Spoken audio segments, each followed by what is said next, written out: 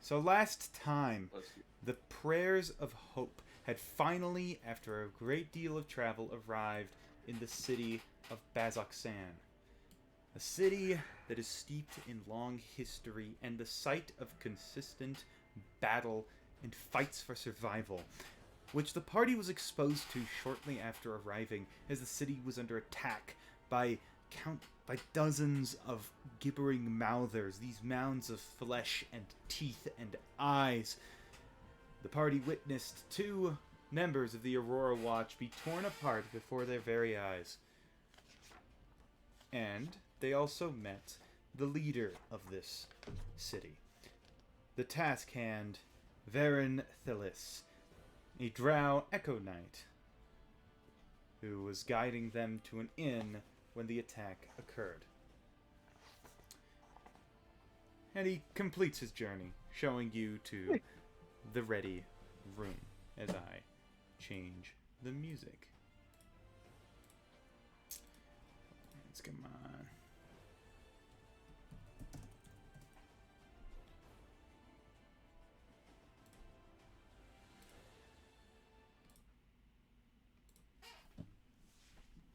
You see a large barn with a steeply pointed roof looming over the battered structures near the center of town. Over the double door hangs a sign that bears the tavern's name, the Ready Room, in Undercommon, Orc, Goblin, and Common. Varen just points to it. Here's the Ready Room, the only inn of Bazoxan. 2 silver a night. You're free to wait there. You're free to wander the city. I recommend the infirmary. I recommend also the crematory. I can't think of many other places I'd consider a landmark, to be honest. Maybe the barracks. The temple, if you're interested. Whatever, you can find somebody within who will be able to guide you to those places. When next an attack happens, just run around until you find a member of the watch. Quickly negotiate a price. Begin to aid. Is that clear? Yes. Crack nods. I'll be along before sir. terribly long. Get yourselves situated. You can also buy food, drink, and any supplies you need, although the prices on most goods are fairly high inside. And Varen will walk away looking like he's headed off to take stock of the people that died and otherwise were injured and buildings that were damaged during the most recent attack, although no building is in a full state of repair. They're all damaged, old and new. Destruction had fallen upon them. What's the party do?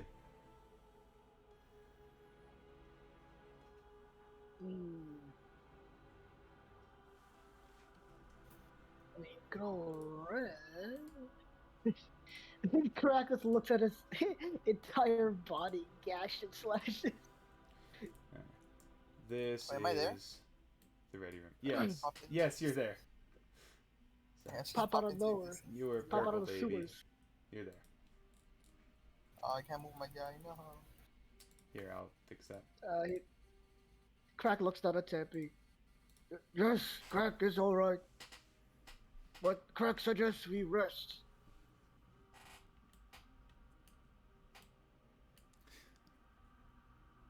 Alright. So it sounds like the party is entering the ready room. And you find that the ground floor doesn't really have anything inside. A series of locked rooms. You hear the bustling of actual... you hear the bustling of people interacting on the floor above. The initial area is quite cramped, the doors and stairs being the only things that you can find. Heading up the stairs, you find a more lively sort of a bar area. You see there two drow who appear to be the owners of this establishment. Behind the bar and working at the stove nearby, a male drow, and walking around, taking stock of people, more or less asking them what they want, what they're here for, and then accepting payment, a female. From their close appearances, you presume them to be siblings. There are many people here, most of them members of the Aurora Watch, trying to unwind after the most recent attack. But you do. A few individuals catch your eye.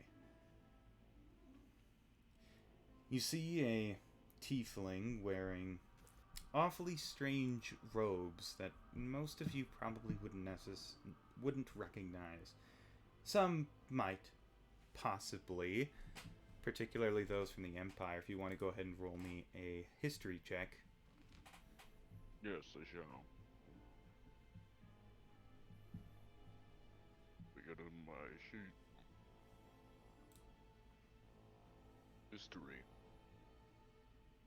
Right, I have a +1 to that.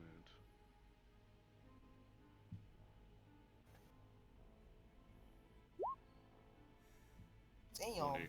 Well, Mond, you definitely recognize the robes that they are wearing. They belong to the Order of the Cobalt Soul, an organization of monks who are good-natured. They want to see the world made better, but are also obsessed with the gathering of knowledge, as they believe that the truth is the path through which to make the world better. Makes sense they'd be here. This is a place with archaeological interests, so they'd probably be in this area. But you rarely interacted with them during your time in the Empire. Aside her, you also see standing in the back, in the corner, being edgy and odd, is an elven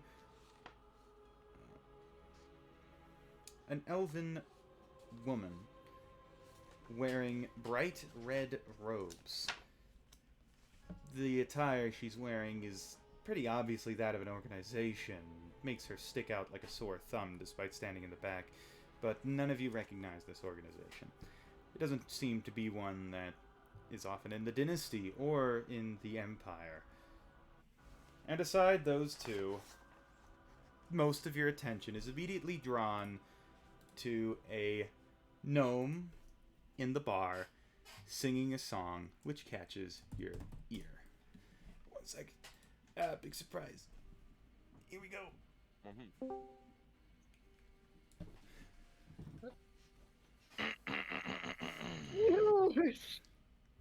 Oh my god. The betrayers had power. Humanity was facing its final hour. Yet from among them, a cursed child arose. A warrior blessed from head to his toes. A warrior blessed by God, not one but 3. A warrior who with his spear would make all the world free. A warrior of quality not seen in eons. A warrior without match, the Apotheon. Against the demons, he marched with his friends and watched as they each met grisly ends. So he called out to the gods with a cry, "May you grant me new power and all the demons die." So power he was given by the change bringer, and with it he became the people's lethal stinger. He wiped away the betrayer's demonic pest, and among all the heroes, he was one of the best. Roll a performance check real quick to see how the audience receives this performance. I didn't. Oh my Uh, god. Motherfucker. It was a 17. I didn't do it in roll 20, but it was a 17. Yeah. So with a 17, you get a spattering of copper and silver coins, probably coming in at a total value of 7 silver. You know, it's a fair amount. But there you are, this gnome who's just sung about the Apotheon and something that they did here. So those are the 3 individuals you see in this room who stand out from the crowd. What does the party do? Like what happened for the performance? Hmm. It was good. That's the comment. It was good. The crack would just clap loudly. I toss. Oh shit! I don't have money. Actually I do. Fuck Oh, it. wait, I'll you just can toss toss a a gold weapon. coin. I toss a hand axe. Here, have a hand axe. Oh, thank you. Oh, wait. I just toss a gold coin because W. Thank you, friends. Pretty decent performance, but you know, sound looks rough. Could use money.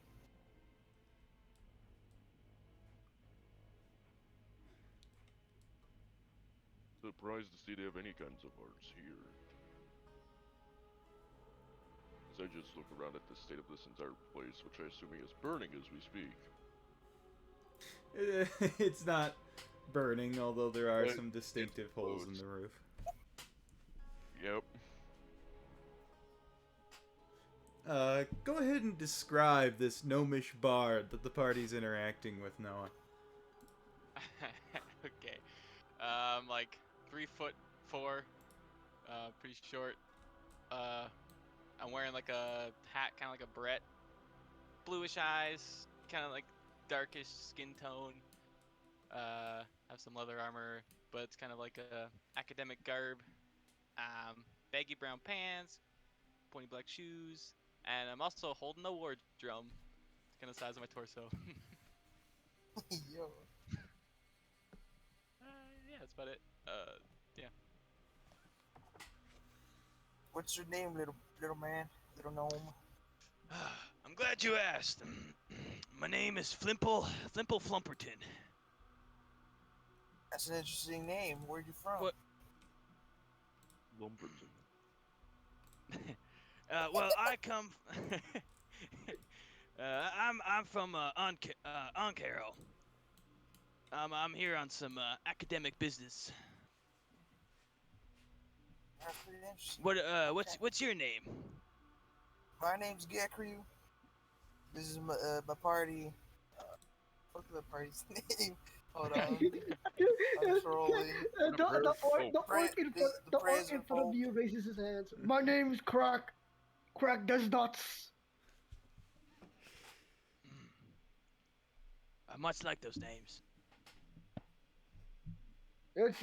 It's Crack's pride. And then he kind of moves aside and so Tampy and the Boamon can introduce Papa. He's fucking tall. Yeah. My Um, name is Bobon.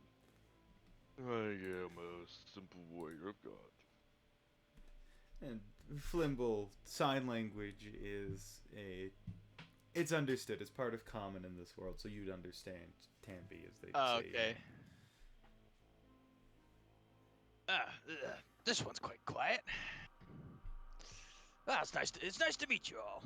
I hope you like my performance. Yeah, it's pretty nice. Could use more instrument, I think. Well, I could go all day if you wanted me to. That would sound nice, but I think we're here for some business. What kind of business? What kind of business? I wasn't here last session. No, our quest was to get we are here to get some how it is I'm racking up my brain here. God. What are you trying to tell Flimble? No. Joseph is recalling what's our quest, and our quest is basically just trying to do this quest from a guy that we saw. Yeah, to save an individual who introduced themselves as Elixian, who you learned was the Apotheon. Oh yeah. Yeah, we're trying to save Alright. some dude we found in a pendant named Elixian. Heard of him? Flimble, you've not heard the name Elixion. Okay. No, that guy doesn't really come to mind. I'm not sure who that is.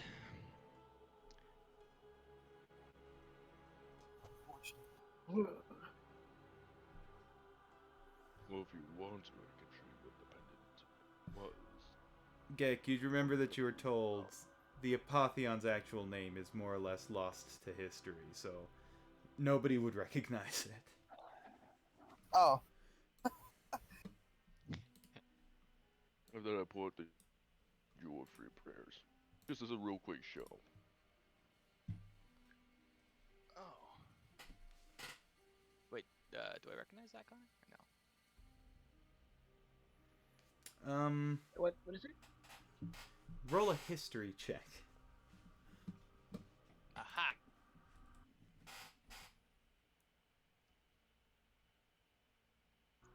+7 to that. With Holy a shit. 25, you do. You remember an ancient scroll closely protected by your order. The Order of the... Hold on. From the Allegiance of Allsight in Ank'Harel. A closely guarded scroll said to show the Apotheon's relic. And this item that they're holding looks pretty similar to that same relic. Okay.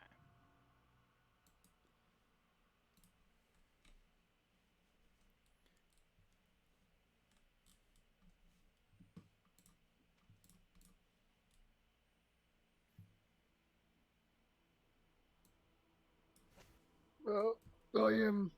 Crack is really. He throws his body like just a bunch of gashes and fucking holes from like teeth. Crack won't rest. And Wait, what race are you, Raven? he's an orc, full blown Okay. orc. Okay. That's why he speaks dumb language. That makes so sense. where are you heading off now, gnome? Oh, what was your name again, Noah? Flimple Flumperton. So where are you heading off now, Flimple Fumbleton? Well, you see, I'm actually here on some duty.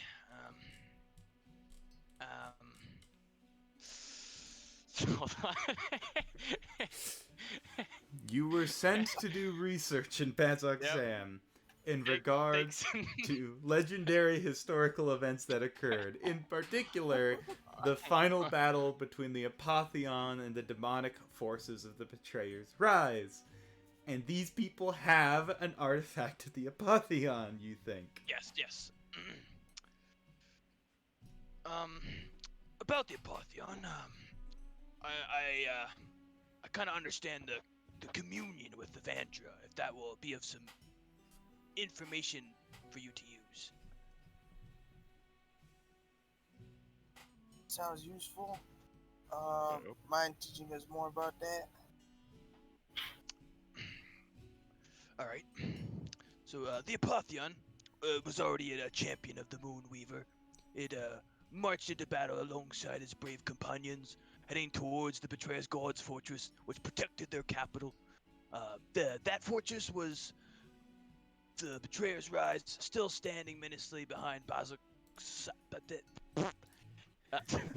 Apotheon fought bravely within the fortress, but one by one his companions fell. Until at last he was alone and mortally wounded. When at last he beseeched the gods for help.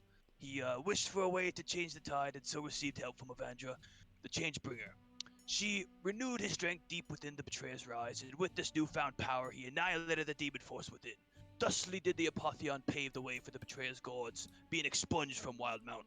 It is said that the sacred site of Avandra still awaits within the Betrayer's Rise, behind a door marked with the visage of the gift that the Apotheon had received, the symbol of his power.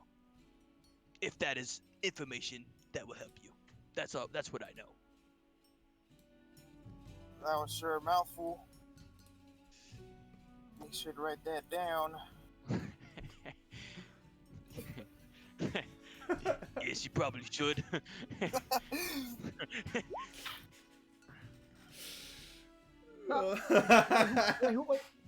Wait, who is the artifact that we got? Bohemond has the Jewel of Three Prayers. Wait, what race is Michael? Is he just mute? A tiefling. Bright pink skin, horns, tail. Tiefling. Okay. Bohemond appears to be human, and Gekryu is fairly obviously a green Ravenite Dragonborn. Okay. And then our I see. our rogue here is They slipped away. They went to rob somebody or something. Who knows? Yeah. he's a half elf pirate, aka Jack Sparrow. Man, fucking singing like that hurt my throat. That's commitment right there. We applaud you. A Well, the party question: seems pretty tired. Who has a passive perception above 12? Well, me. I have 15. 14. Mine would meet 12. Flimble, do you have a passive perception of 12 or higher? No. So everybody aside, Tampy and Flimble, the unobservant pair, you all notice that the elven woman dressed in crimson red has definitely been listening in on your conversation. Uh-oh. Wait, who? The red gown staring at us. There was the monk of the Cobalt Soul, the woman dressed in bright red, and Flimble within the bar. Oh, yeah. So do you know those people, Fimble? And I point at the lead in the red and the other companion. Wait, Connor, is that one guy like with me right now? No, the other member of the Allegiance of Allsight isn't there, but you'd recognize the bright red robes. They're from the... Hey guys, guess what? I'm getting free funnel cake. Nice. Oh. Epic. She is from the... What are they called? Oh, shoot. Hold on, I think it's something of the Vermilion Dream. Need to double check, but I'm fairly certain. You know that they're a group who seems obsessed with Rudis, and are sort of like your organization, but they're more into researching, they're more into researching superstitions. Your people from among the Allegiance of Allsight call them the Occultists of Vermilion Dream. Sorry, the Cultists of the Vermilion Dream. They call themselves the Order of the Vermilion Dream. So, yeah. You know of their organization, you don't know them. Okay, just okay. Yeah, I roughly know of their organization, but other than that, I don't know exactly who they are.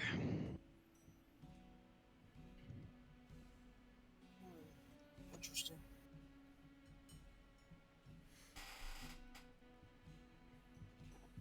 At this point, the female drow who's been running around and asking various people finally arrives at your group. What are you here for? You're in the ready room. Is it food, drink, lodging, or whatever the hell else?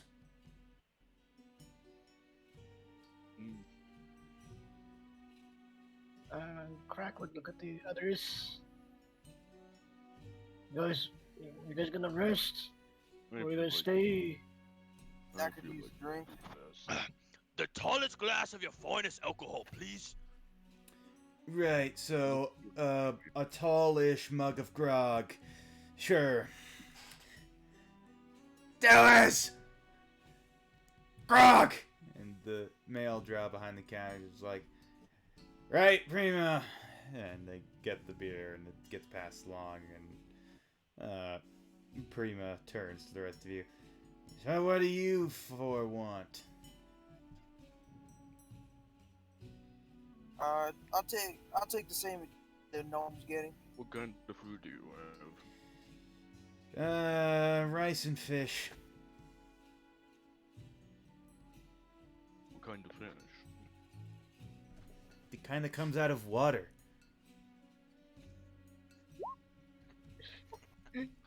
Look, that could be the case, but you don't want to eat a fish that you found dead on the side of a riverbed. It was alive when it was caught, okay? We're not feeding Okay. people carrion. Oh boy. Okay. Roll stealth, Tampy. I had it. This'll go I well. had it happen before. Well, what is Wasn't you a fucking Very doing? pleasant experience whatsoever. Horrific diarrhea for 3 days. Incredible. I so wanted to know about the shit you had one day. Do you want the rice and fish or no? Yes, of course. Did you not hear me say that? Can I just be off in the bed?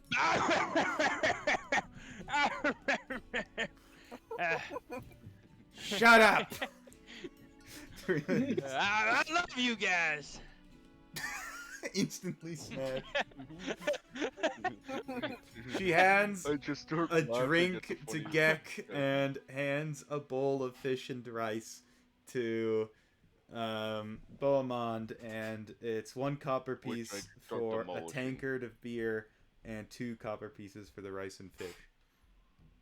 Flimble, ignore costs. We're not going to track that. Yes, sir. I'm also as well going. I'm thinking, should I get booze? Nah. Unless the water is really bad quality, then I guess I'll drink. By the way, I got a 20 in stealth. Yeah, I know. So as this is happening, as you get your food and drink, you hear there aren't any glasses. It's all like wooden and metal tankers. This place is not fancy, but a whole bunch of them fall to the ground and ting ting ting. All of it falls over, seemingly out of nowhere. And Prima turns, Dallas, clean it up. And Dallas is just, yes, Prima. Fuck. Prima turns to the net. Shut up! I love you guys. Every fucking night. Every night you start yelling this shit. I'm about to stitch your mouth shut. I love you. Yeah. It was one time 5 nights ago, gnome. Shut up about it. Can I just start banging on my drum? Roll performance as you start drumming. Oh yeah. All right. Hold up, I would like to D20, roll perception to plus- see plus if I 10. can see where the hell Tampy is. What did you roll for perception? 7 plus 10. Bard moment. With a 17, you know, it's pretty good. It's a solid drum tune.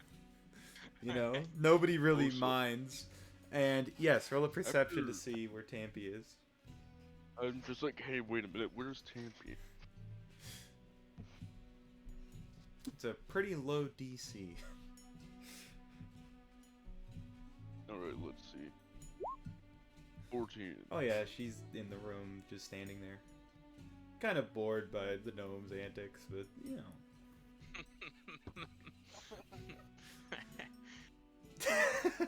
So, Prima is like, do you need rooms?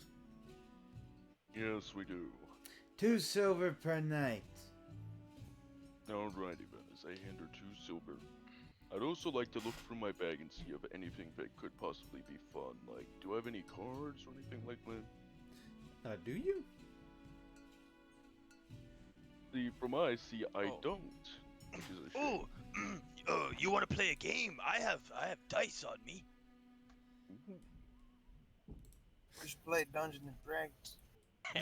Oh, yeah. I'm pulling out Oh my my god, sheet. fuck off. No, this would be funny. This would be funny. Let's We go. do Dungeons and Dragons Inception. Alright, boys, everybody roll your stats. All right, guys, I'm Alright, playing a human Come on, paladin. Tampy, join us. I'm gonna play a gnome. I'm gonna play a gnome halfling. Hello there, guys. My name's A gnome halfling? No, All the races. When halflings are classes now. Some random person from the background with blonde hair, about 6'3" humans, like, I'll be the DM. You play for about 3 hours, and it's a great time, and then it's time to go to bed. Each of you who paid for a night are assigned a random cot number as you. The game goes pretty well. That's a TPK. I also let As Cappy I have the wander final off. say. Go ahead, as I wander Beaumont. off, can I? I was gonna Oh, let yeah. Tompy have my bed, but I'm just gonna sleep in my sleeping stuff on the ground. Alright, I mean, you're each given a cot. So. But Okay, yeah, you can so- sleep I guess on the right. ground. Are you sleeping on the ground in the inn, or are you sleeping on the ground outside? In the inn, of course, in the room, duh. Okay, Prima. Okay, you misunderstand. You don't have a room. You have a cot in the room, alongside 5 other cots inside of that room, within which are some strangers. Oh. This is like not a nice place. So you didn't get a Great. room. You got a cot for 2 silver. Okay.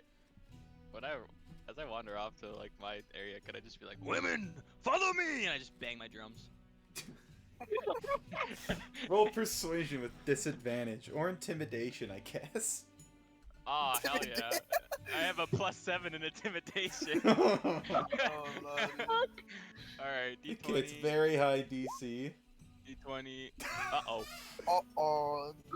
Well, So you start do. Women fall down the stairs.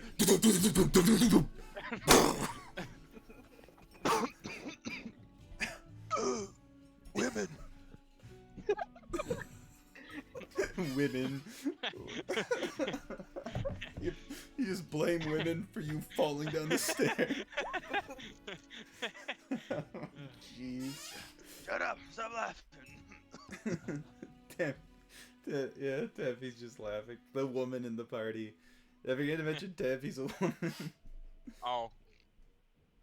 Around this time, as you're all getting situated for the night, the Tangled Core finally arrives and walks Maggie and Irvin and Gelsariad and Dermot.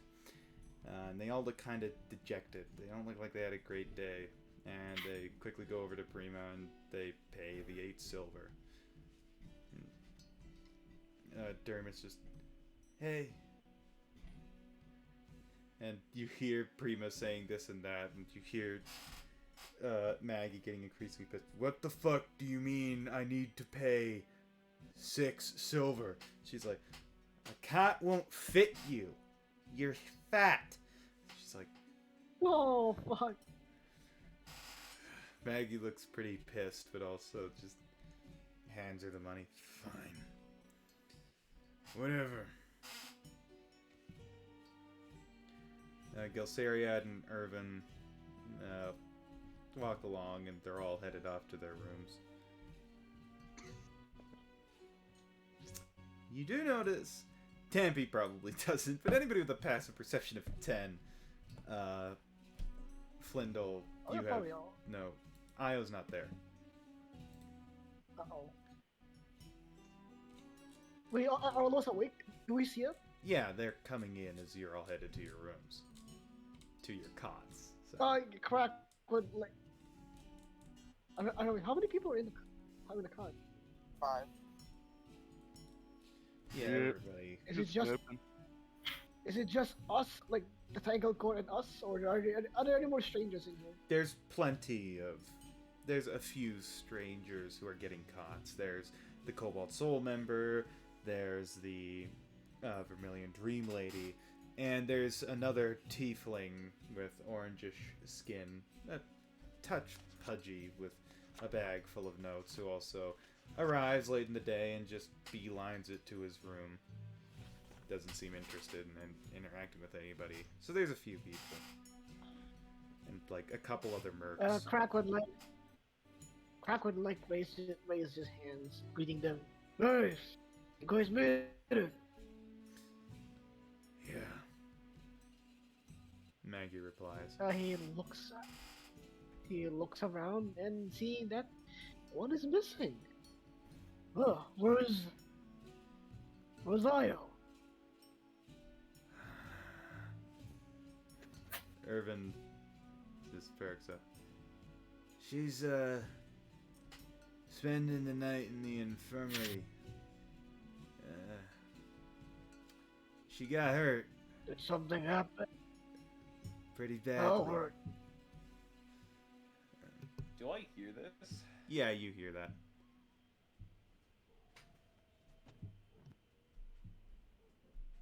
Did you guys face any of those abominations? Alcera's. We faced 3 with a few of our watch members.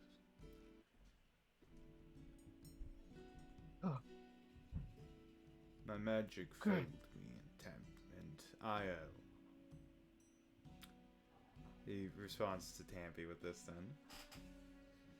My magic failed me and Io.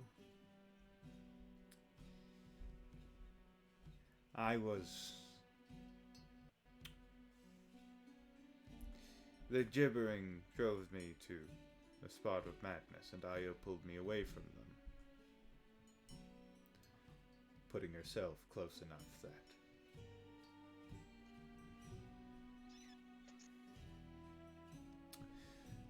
Oh, it's a stupid mistake. And Irvin just kind of puts his arm around Gilsira. It's like, it's not your fault. You know, shit like that happens.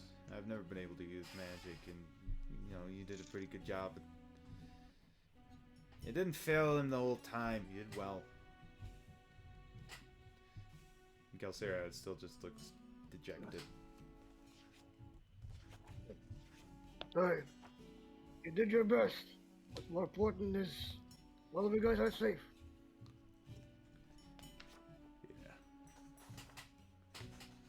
Yeah. Gelsera. Crack would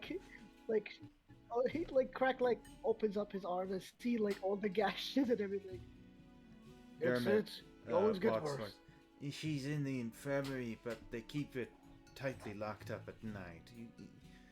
You'll be able to see her in the morning, okay? You want to see her, Tabby? Crack will come with you. Maggie just stands up. In the morning. Now. Let's end this day. Crack understands. And she very nearly just steps on Flimbo. What's their name? Flimble. As Flimble. Maggie's about to walk out. Maggie, this ogre, who's like is over 8 feet tall, nearly steps on him. Ugh. She Hey, leads down. Watch it! You gotta protect the merchandise. Merchandise. Maggie leans Don't stare down at me with those beady, ugly eyes. Oh my god. I just happen to be in a bad mood today, you fuck. She's attempting to grapple you. Oh, your breath stinks! Oh, Can I like try to like duck, weave, dodge? Yeah, around? that is an acrobatics or athletics check to try and avoid the Alright. grapple. Acrobatics, cause Since she's large size, she gets advantage. damn. Okay. Oh my god, that's plus so 12. She got a 26. Maggie Oh just my like God. grabs Flimble just with one hand and just picks him up, and she turns to Irvin. Baseball or bowling? And Irvin's just, Hey, hold on! I'm a fan of bowling, and Maggie just winds Hey! up. Hey, hold on! Crack, hold her arm. Not enough. You need rest. Like looks at her with a very serious eyes. The gnome should know manners. And she extends her hand as tall as possible and then drops you so you fall like 10 feet and slam onto your I tailbone. grab him. Can I grab him? Oh, you try to catch him? Roll a Yeah, I'll try to dexterity catch him. check. Alright, it might not go well. Dex, not a save? A saving throw if Okay, you I wanted. got you. So in that one, you like, by the time you reach out to try and catch him, Flimble's already hit the ground.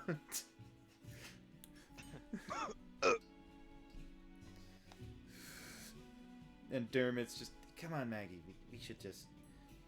It's been a long day. And the tangled core retires to their cots. And the rest of the party, you're finally able to do so, with Flimble retiring to their own cot. Though, the Prayers of Hope seem to have found somebody who could help lead them to where they need to go. Now, on the next morning, allow me to change the music yet again.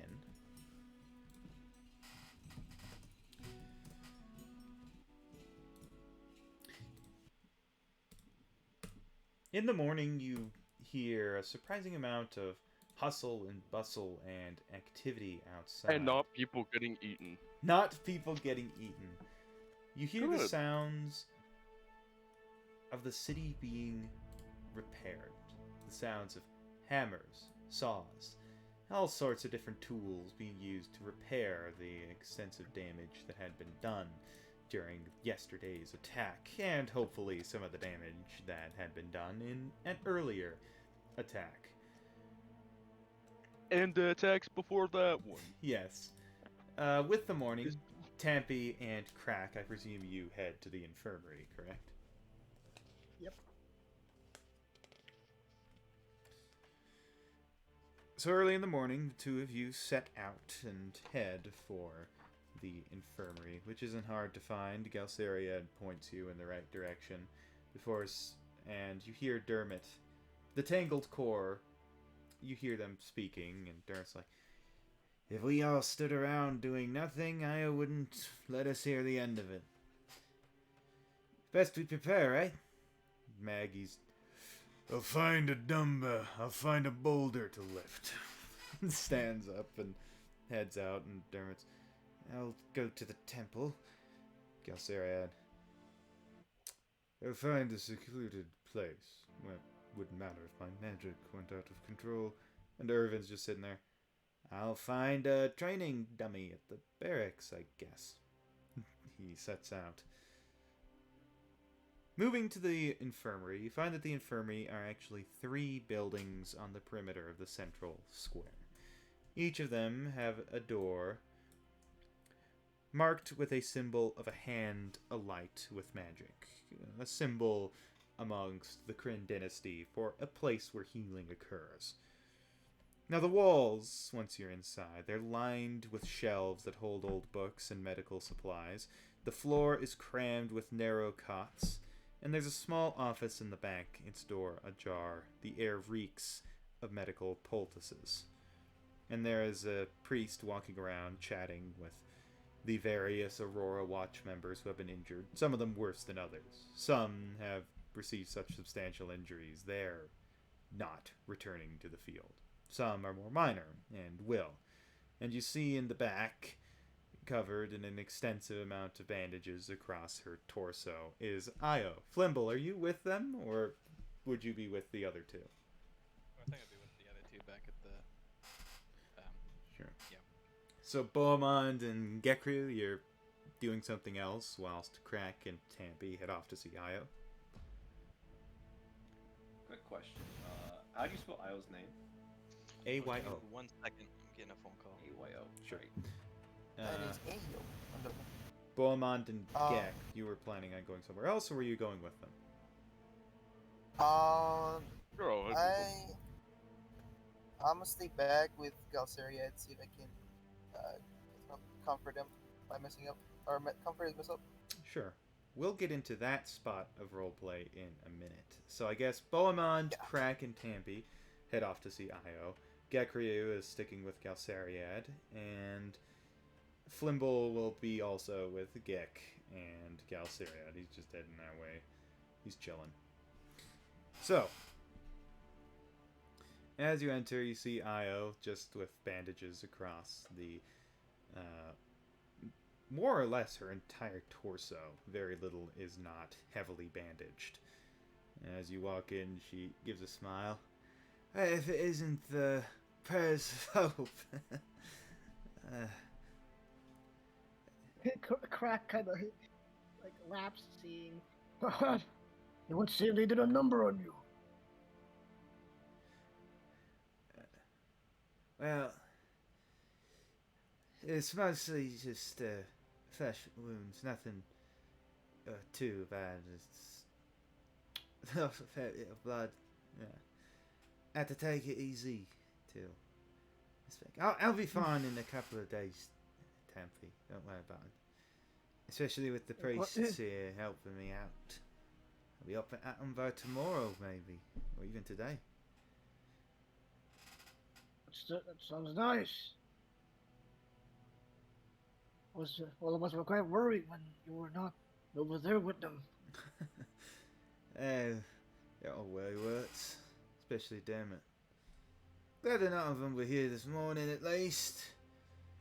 Would have been pissed at them if there was. Told him on the way out not to fucking be here. I'll be fine whether or not they're here to watch me be okay or not. Well, I mean, it's nice to know that you lot were concerned.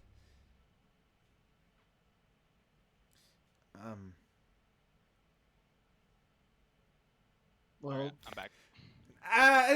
Tempe! Io's just immediately reacts in pain as Tappy gives her a hug. And Tappy, you could feel, you just press the bandages to her skin. A touch of, you might have reopened a couple of them, but Io... Ooh, fuck it. Nasty. Io does hug you back and sort of whispers into your ear, "Not a fucking effing. Now let me go. It fucking hurts."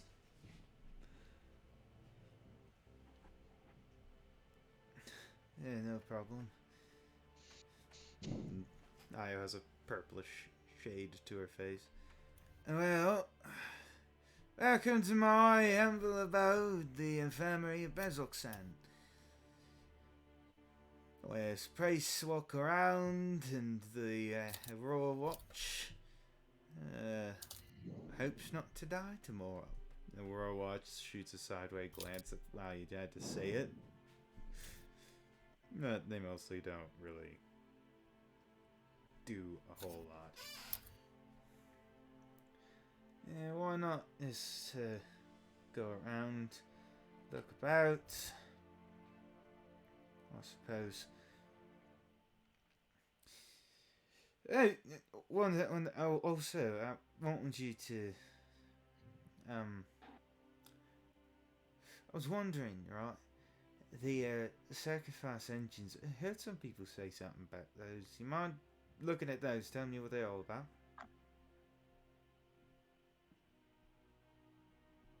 What did you say? The sacrifice engines. A bit hard to find. The sacrifice engine? Yeah, some people talking about them. Said that it's, said that they was used in some battles. Didn't get too specific, but it'd be nice to know. Oh, no crap, we'll keep in mind.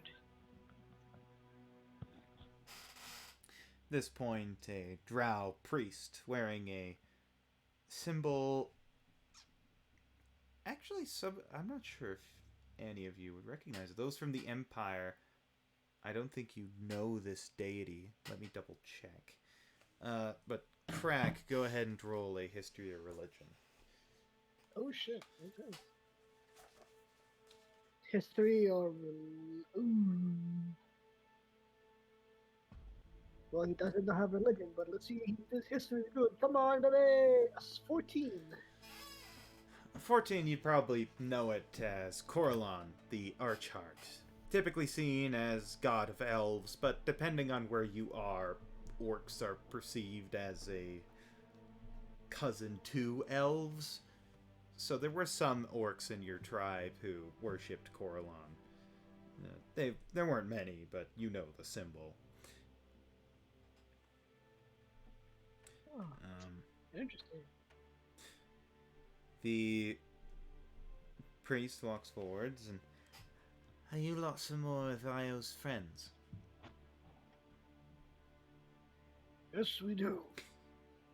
Well, she holds out her hands and casts some healing magic, and you see the sparse little wet spots of blood. Nids, okay. The spots of blood that had showed up after Tampy hugged Io returned to a clear white. May I ask that you not disturb Io anymore? She is out of the woods. She'll be okay, but she needs rest more than anything. Anyways, just wondering.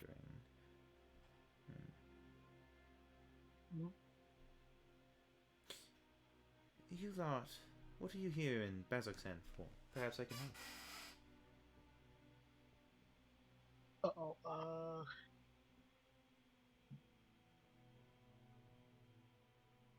correct, correct, remembers we're doing mercenary work. Oh. I recommend you only work for the Watch. There are others in Bazoksan, but mercenaries that work for them usually have to go into the Betrayer's Rise, and I don't recommend it. Oh.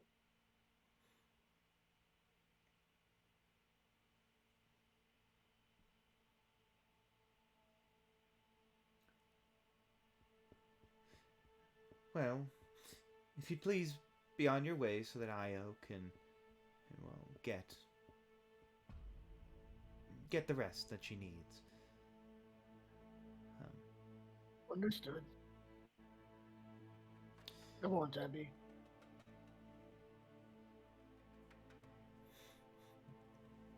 The Archheart be with you. Crack nods. And we'll go over to Gek following Galsariad alongside Flimble. Noah, you're here? Yeah, I'm here. So, Flimble and Gek. Flimble's just tagging along with Gek because those people are going off to the infirmary, but this person's going somewhere else. This guy with a gun. So, you're following Gek along as Galsariad marches his way towards a building in the northwestern part of...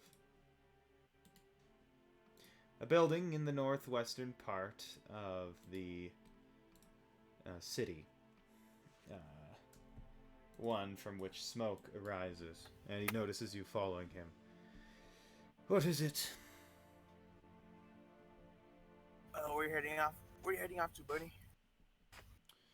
Somewhere I can practice my magic. Figured corpses would be a good target.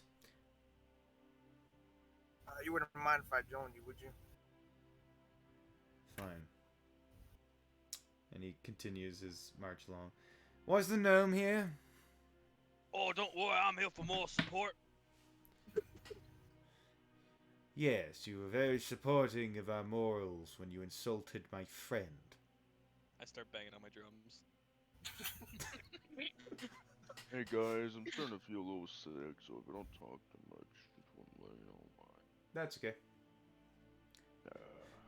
So after Galsariad calls out Flimble for making fun of him, Flimble just starts going into a drum solo. roll a performance or persuasion or something. Performance for sure. Oh my god, another 17. Galceria just... I suppose I can't hold it against those cursed with inferior minds to act stupid. And he marches his way over to the building with the smoke, where you find there are a lot of corpses. It appears that this is the crematorium. Thick, acrid smoke is billowing from the chimneys of the stone building. Corpses wrapped in beige cloth are stacked in a small yard northeast of the building. And a willowy man with a leather apron greets you at the entrance with surprising cheer. New bodies for Vazoxan, I see! Hopefully not for this place. And behind him is standing a giant of a man, muscular, blue-eyed, with short cropped hair and a missing arm. Both human. My name's Reynard. Reynard Allerton, and this is Sebastian, my brother. Galceria ignores them and goes over to find a corpse to use magic on. There, Did you say howdy. one of them was missing a arm? Yes. Can I attempt to try to, shake his arm? That's what's missing.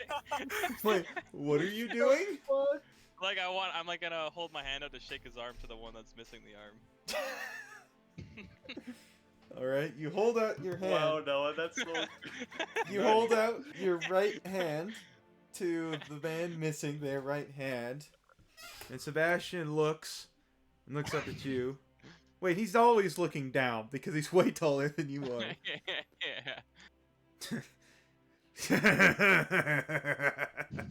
Like the cut of his jib.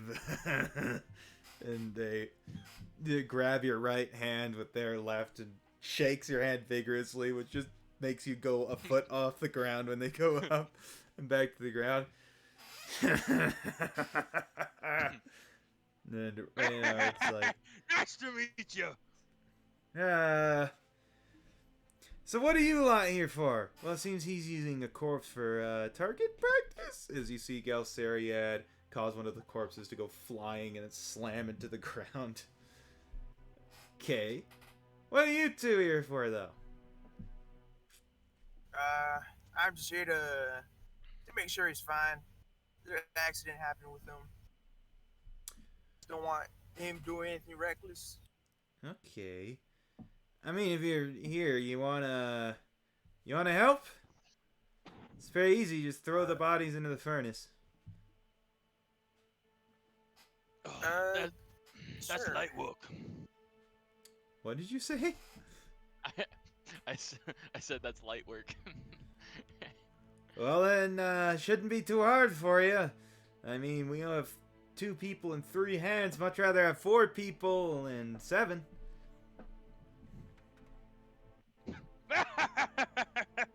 That's a good one. Yeah, come on. And he seems to just expect that you're gonna help. Are you two gonna help throw the bodies in the furnace? Yeah. I'll throw a couple and then walk towards Gil's area. So you two start burning the corpses. You just throw it in and get it lit and get the fire going. And as it's going on, you can see that Reynard's getting a bit more apprehensive. And it's like,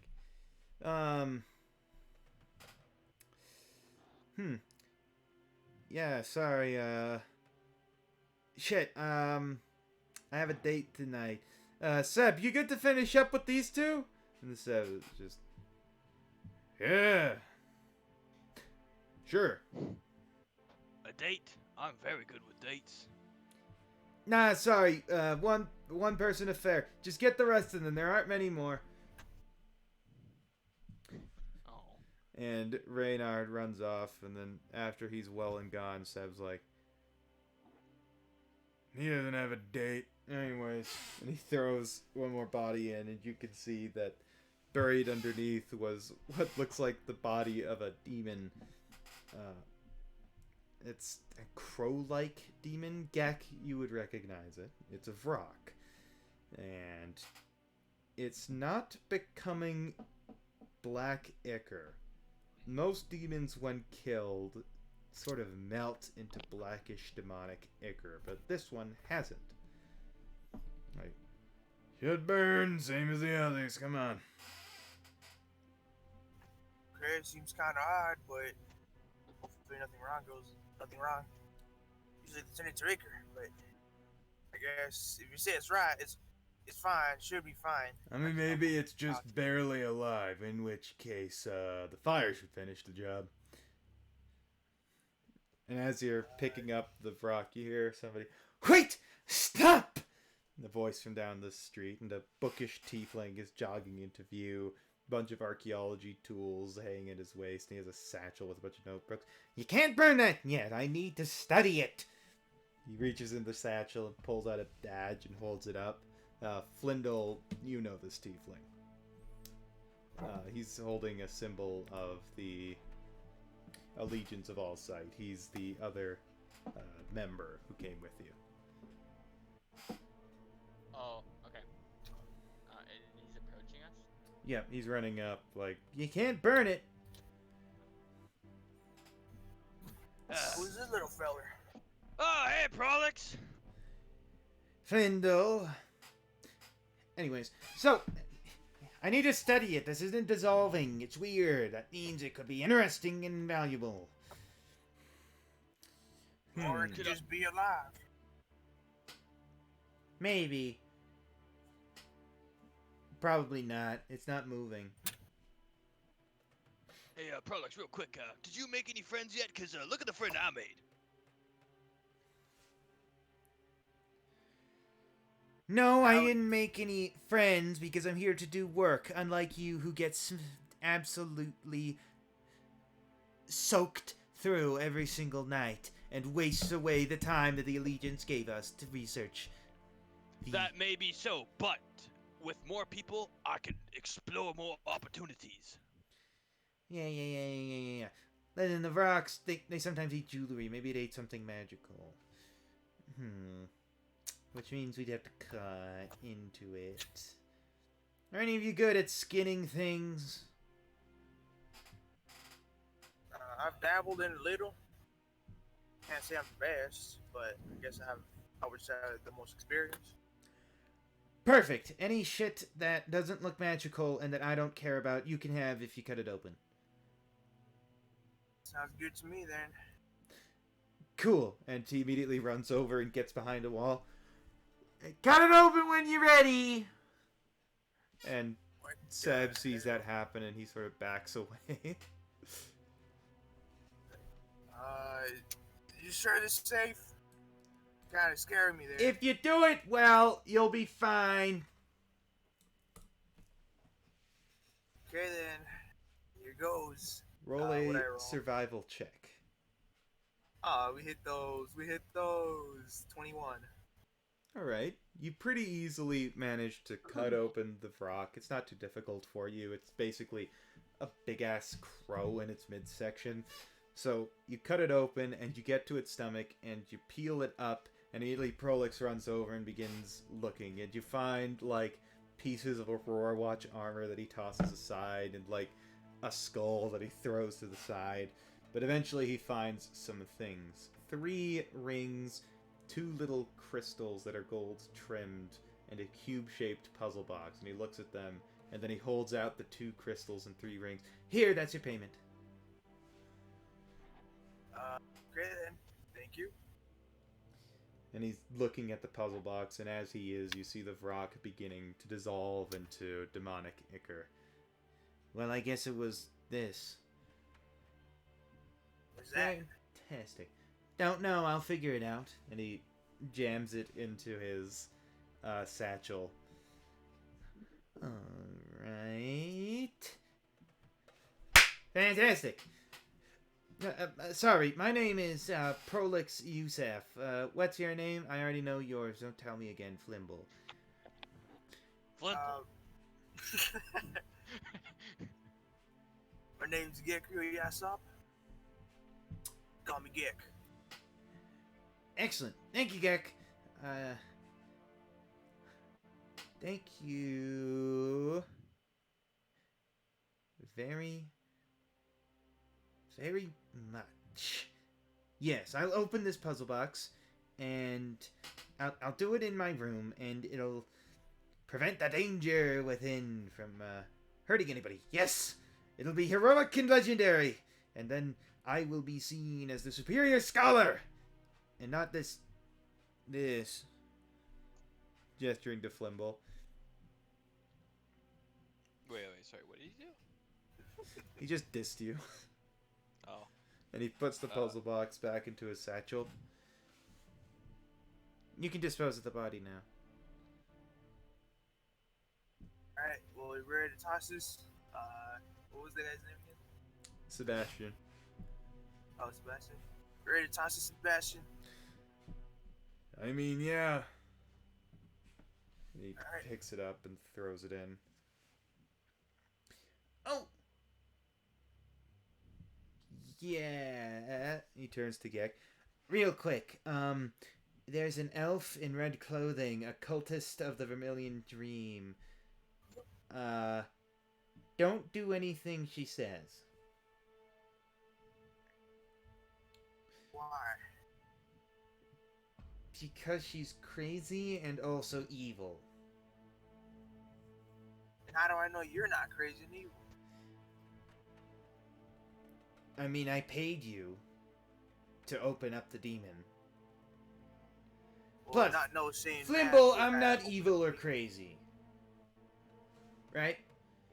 Back me up. Well, I mean, I won't judge if you are. Flimble, I'm a member of the Allegiance of Allside. I'm not crazy or evil. Well, you do hurt my feelings a lot, so I think that is quite evil of you. Okay, he's crazy, but neither of us are evil, and I'm not crazy. I'll be wary of that then.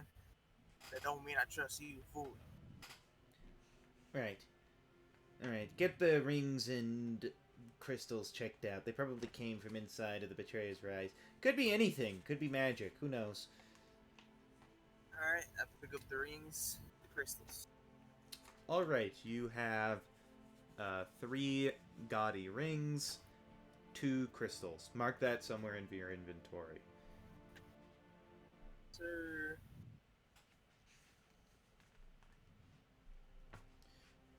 So, Said 3 rings.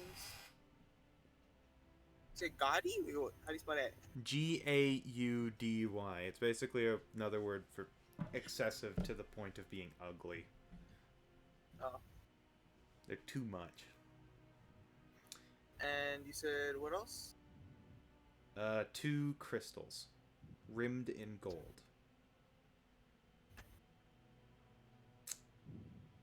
We'll go back to the rest of the prayers of hope as you're leaving the infirmary.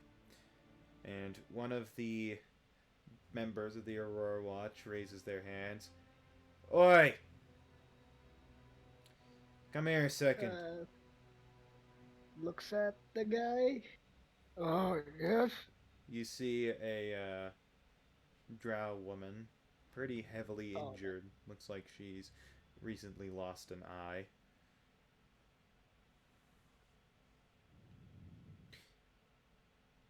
Can you hand me my satchel?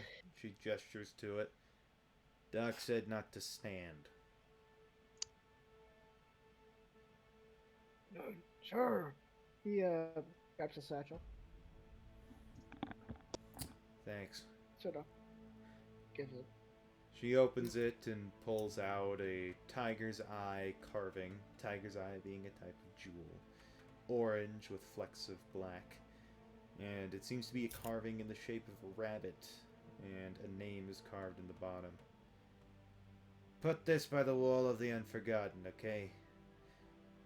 Wall. Pretty near to the inn.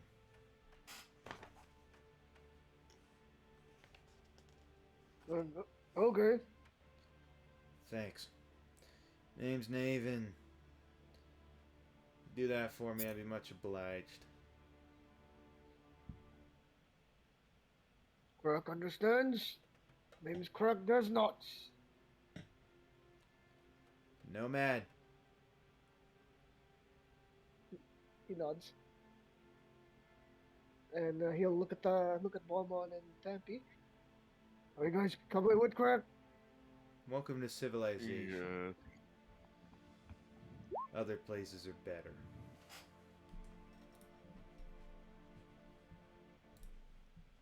How long have you been fighting? I got a month and a half until I'm shifted around somewhere else. Who are you saying hi to, Tampy? No, sorry, my bad. I thought it was there where Gekru and Noah's character's at. Sorry, brain fart. Ignore Right. that. Anyways, just take it to the wall. Thank you. He nods. Alright. The wall. Okay, I guess you'll find the wall. I don't know if it's specifically. You can find Oh, the shit, what the wall fuck? Oh, no. without too much difficulty. You were told it's near the inn, and looking around, you can only find the one Okay. wall that fits Oh, that it's this description. one. Okay, I was gonna say. So you walk Okay. over, and you find a stretch of stone wall that's carved with many names, and it's wreathed in dried flowers, silver necklaces, ropes, weighed down with good luck charms. The ground near the wall is cluttered with trinkets that seem to have been left there as offerings, and a drow of the Aurora Watch prays near a corner of the wall, wearing their ceremonial armor. Just praying along. Oh, he looks at the jewel. I guess he'll try to find a place for it. Since they said just put it over the wall, so. Just place it by the wall. Anywhere. Oh, okay. I place it down. It was from one of the soldiers. I'm sure. The young people. When they don't think they'll live long enough to make friends to hold a memorial, they just have a keepsake placed by it. Kind of removes the purpose, but it's fine enough. Thank you for doing so. And they continue to pray. You can see this drow man. They don't look very old, but their face is marked with dozens of scars. Kazakhstan is clearly a pretty rough place. Where does this group of party go? I guess we'll all Beaumont, three of us will meet up at. Tampy, and Crack. Where are you headed? I guess we'll meet up at the Gek and the Flum. Yeah. Sure. Walking around Yeah, Kazakhstan, yeah. it doesn't take you too long to arrive at where Gex and Flimble and Galceriad, still using his magic to mess with demon corpses, are all gathered together over at the crematory. On your way there, you see a bugbear fixing the wheelchair of an older drow who seems to have lost a leg. The older drow thanking them, but also saying it's not worth the effort. They're not that long for this world. But you're all reunited. Gek has obtained a few thingamabobs, and Flimble's there.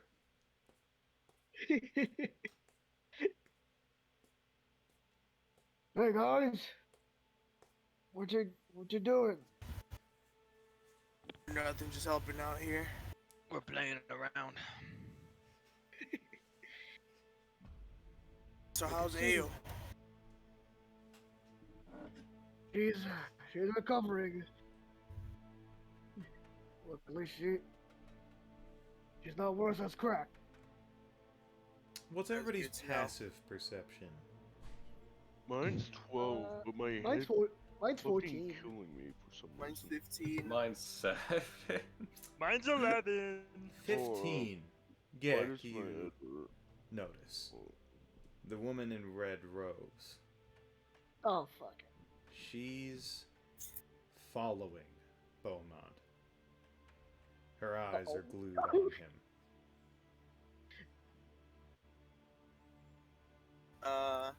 So something wrong, Kirk? Yeah, hold on a second. I walk towards the lady. Like, howdy, Missy. You need something? She walks out from behind the pillar and Strange. approaches you. What the Hello. hell? I noticed. I see you gawking my friend. You wanna smooch him or something? No, I'd much prefer to hire you. I need to get inside of the Betrayer's Rise. I'm looking for a prayer site that's supposed to be there. A place where we could obtain power and learn about something my organization's interested in. I need... What type of organization? We are the Order of the Vermilion Dream. Sorry. Oh yeah, that's what they call it. The Order of the Vermilion Dream.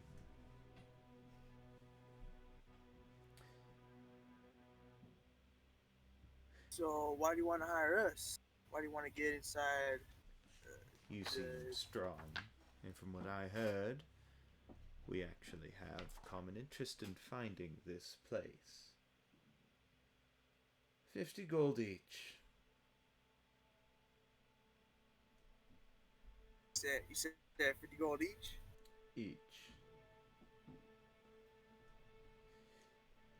You have a hard bargain. Why? Why do you want to get there? I may find... Well, I expect to find... Ruidium. A crimson mineral infused with the power of the red moon. Potent. Somewhat new. As of yet, not well understood. And above all, fascinating. There are veins of it in Marquette, but I think there's a vein here, inside the Betrayer's Rise. I want to find it. And I think this prayer site is the place to start. If you don't mind me asking, why do I need to find it? Roll a persuasion check. Please? Oh, fuck. Here you go, not 20, baby. Oh, 6. I don't see why that's important. I already told you why I want to find Ruidium. It's also just of interest to the Order. Well, you see, a little birdie around here told me to not trust anything a woman in red. You heard that from the tiefling, Prolix. I'll tell you now that the allegiance of all sight wants to have all power over what we see. I want to know things that they don't want me to know. So they demonize me and the Order of the Vermilion Dream. Unfairly, may I add.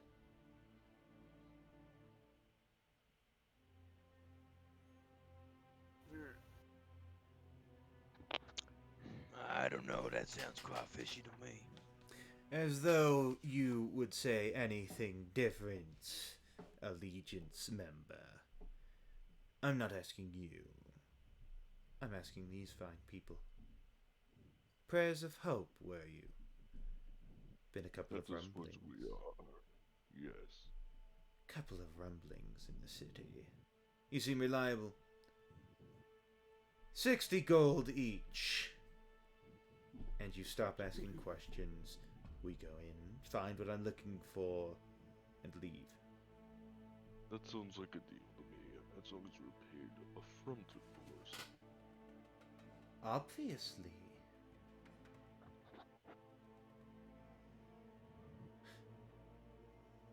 Well.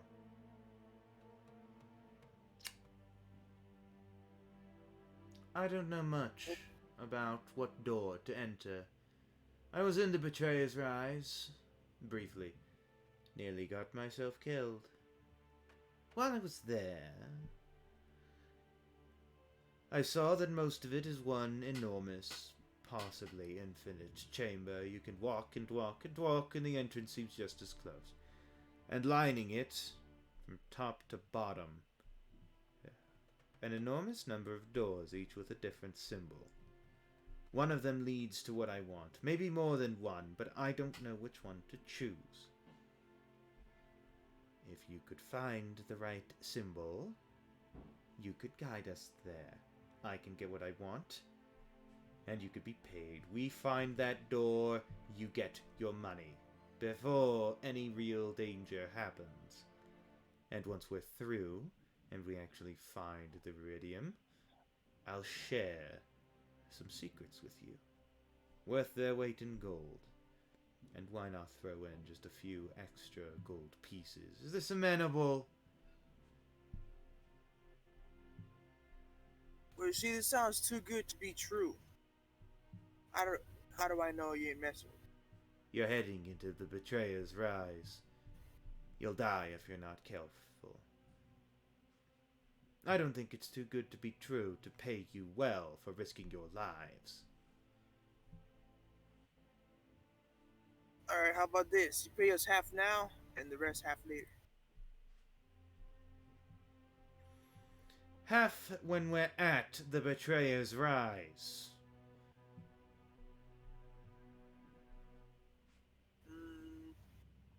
The other half when What do we you guys find the door. A bonus if we find the Viridium.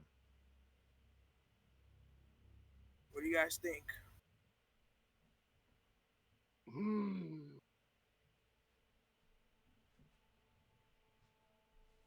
Since we're here, might as well. Good. Good. Tomorrow, the Betrayers rise.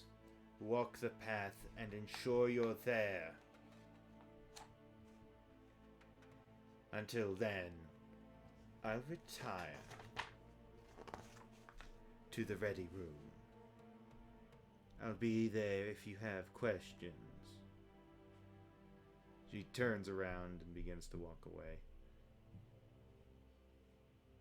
I assure you, though dangerous, the reward awaiting at the end, Viridium, is worth the risk. She continues on her way.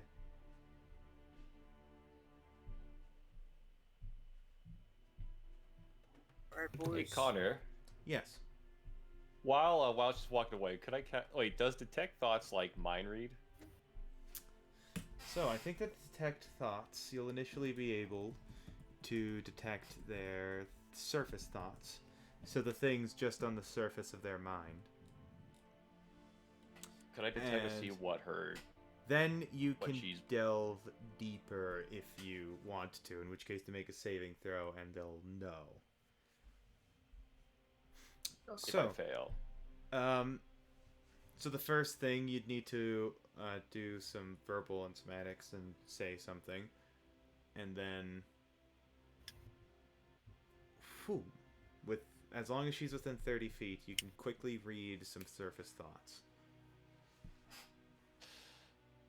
okay, I'll do that then. Soon, the prayer site, the Viridium, a connection. Soon I'll have it, and with it, the Order's glory to myself. Do you want to delve deeper? Sure. They'll know if you delve deeper. Alright, then maybe I won't. Yeah, I would not dare to eat that. What's your Alright, so choice? Tappy will, like, I guess she'll just kind of, like, I guess in hand sign language tell the party, what she, I guess, received from doing that. Using detect thoughts. I see.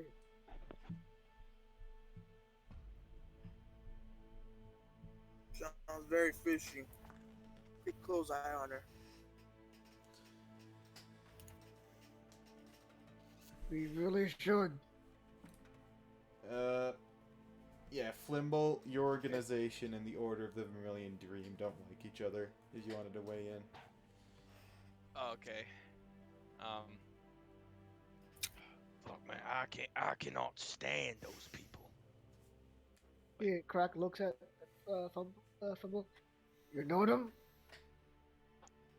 Yeah, they're kind of like us, but on the other side of the spectrum.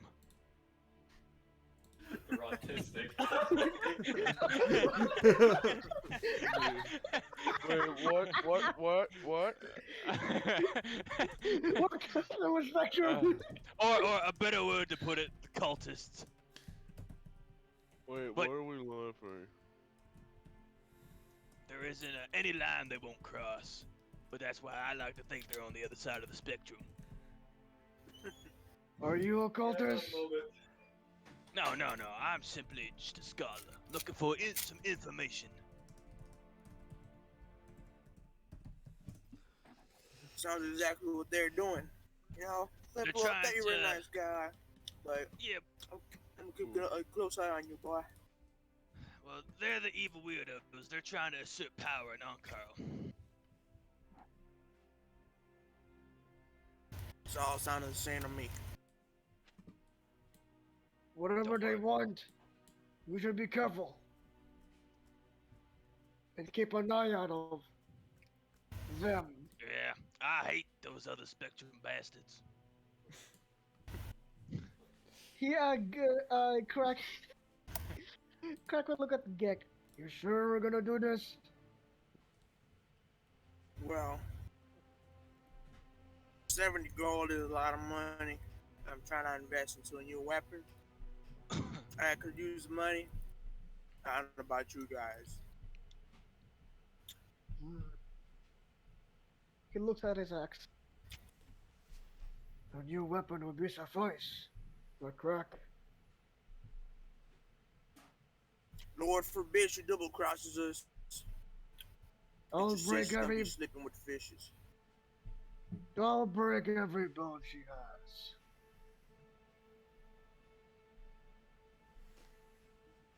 Gnome, Yes? is there any rules against killing one of them?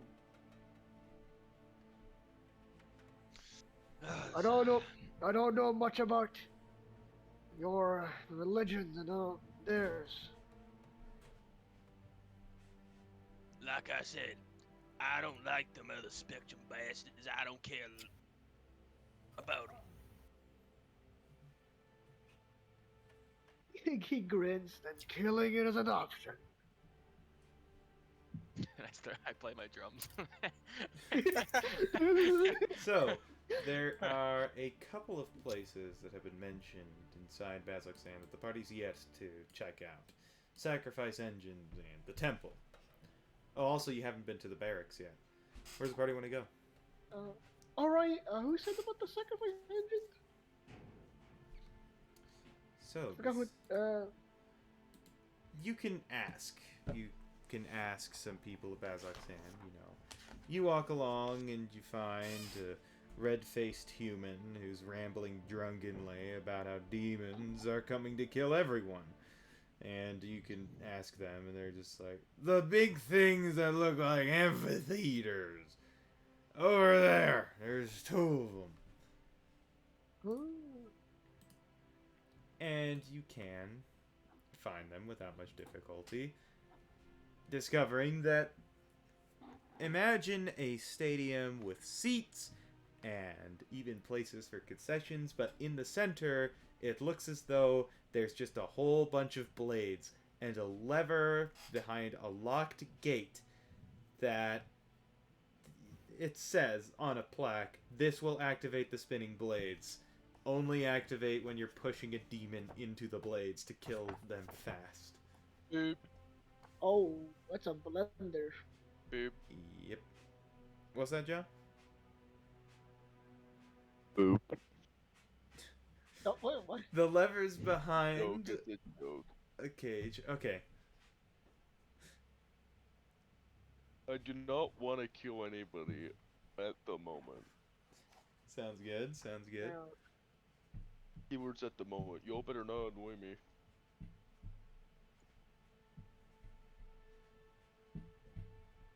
Oh, is there any other people in the sacrifice engine? No, people aren't like sitting around. Oh. Can I? Is there any like bystanders around? Those are not sitting. I mean, there's civilians walking about. You know, you can see like a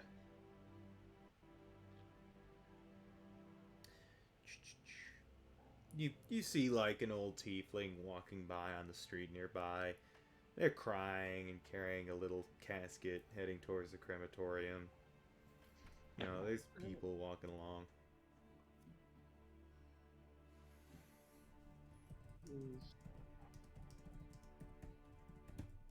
Is the like what you see a coffin's pulling over?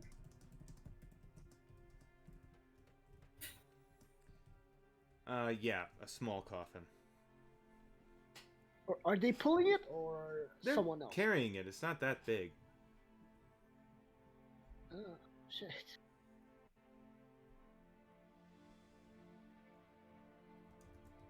Kind of looks down and like thinking like why is he doing? Why is he here? First place. I know it's a quest. But damn, Yeah. thinking about like the wardens from his tribes.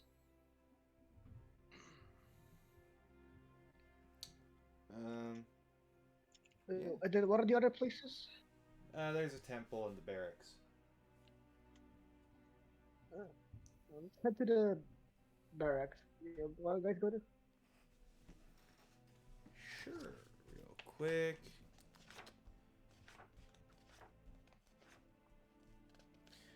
So.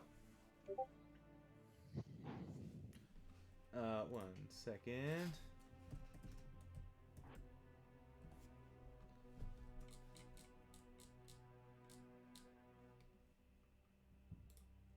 Hold on.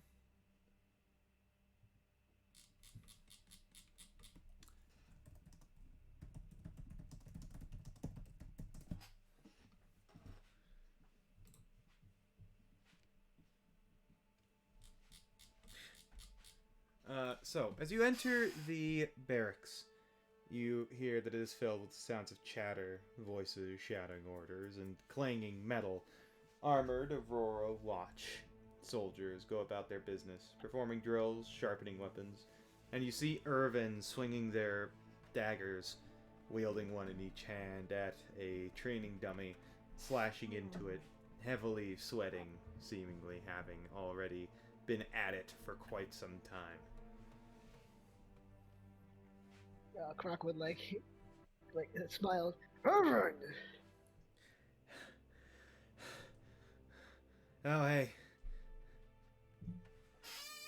Never know you would be here. Yeah. You've been working hard.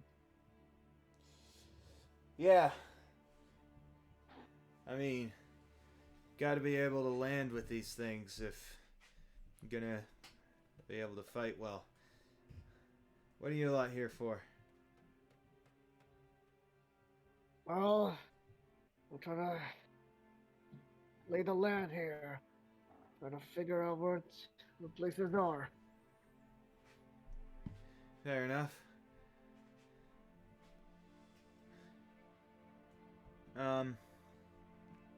Yeah, this is the barracks.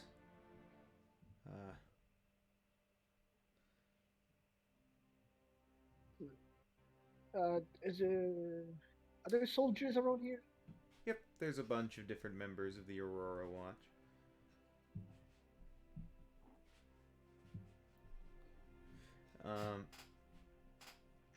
But Irvin just picks his daggers back up and keeps on going at it. Yeah, I think if you're looking to talk with somebody, Varen, I think his office is up there. Spoke with the guy a little bit. Yeah, cool dude, you know. All right, I can understand. Yeah. Look at here. Look at the others. Look back at Evan. Well, we're gonna visit a few more places. How's Io? She's doing all right. That's good. She's Dermot so said strong. that. Yeah. Gelsariad felt like shit about the whole thing. He had to. It was trying really hard to make that guy happy under regular circumstances, but cheering him up after that shit. Fuck. Thanks for seeing Io. She would have given me shit if I had. No problem. I was quite worried when she wasn't missing from the group. Luckily, she was in the infirmary. Yeah, sorry. Yeah, none of us were really in a talking mood last night. Yeah. Well, he kind of like his hand kind of like just is at Tampy, especially Tampy. Yeah. Hey, have you spoken to Question yet? Wait, what did he say? Have you spoken to Question? Question. They're the Cobalt Soul Tiefling. They're in the inn. Talked to them this morning, actually. They know a lot of stuff. Be a good place to check out, talk a bit. All right. We'll keep in mind. We shall head back. Good luck with your training. Thanks. Yeah. If you want a sparring partner, let me know. He laughs. Nah. Sorry, can't do that. My dagger's, if I cut you, you might die. Poisoned.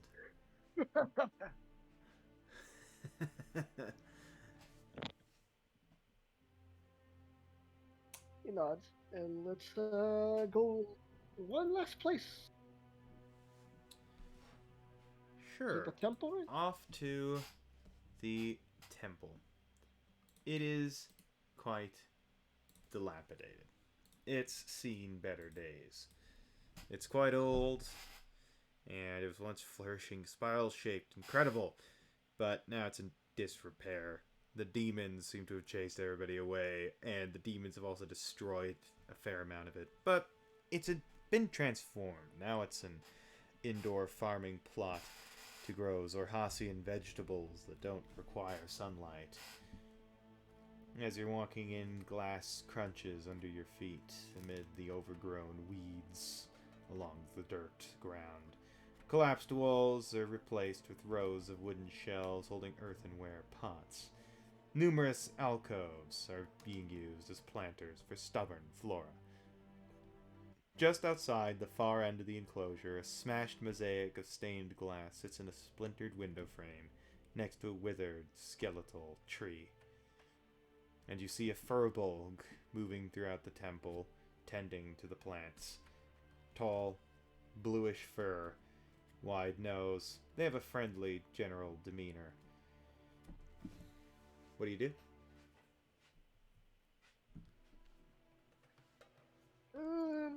Is there anybody in here? Like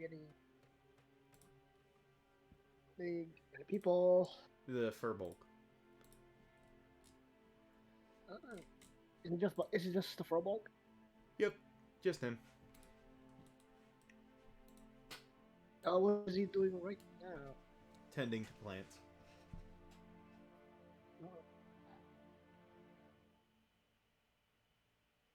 He'll look at the building and said, "Huh. Never knew this would be overgrown."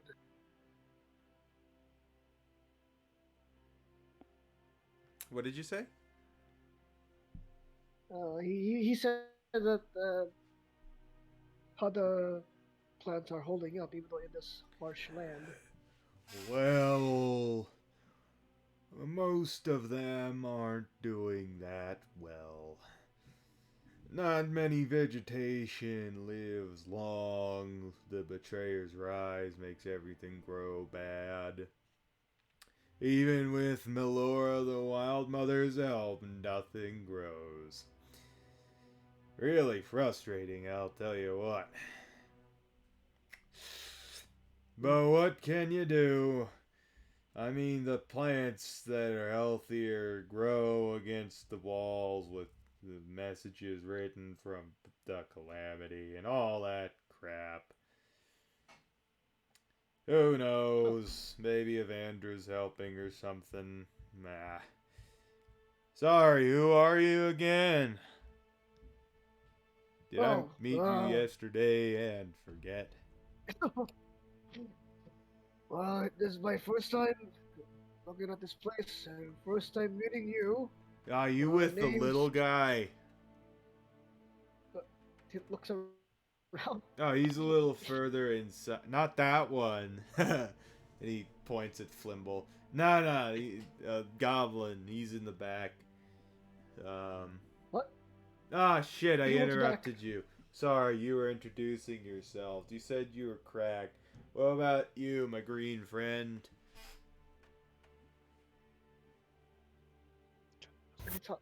Talking? My name's Gekru. Call Oh, me Gek. cool. What about you, my armored friend? Oh man. Alright. What about you, my little gnomish friend? Hey, my name's Flimple Flumperton. Huh. How about you, my pink friend? And then 10 signs. Because Michael's not here right now. So. Yeah. Hey, what are y'all here for? By the way. Just checking this fortress around, and I guess the last part we're gonna see. We're here for mercenary work. Alright. Hey, you want to stick around? I'm about to do my vision quest. You can join in. Is that Vision Quest? Yeah. What's that?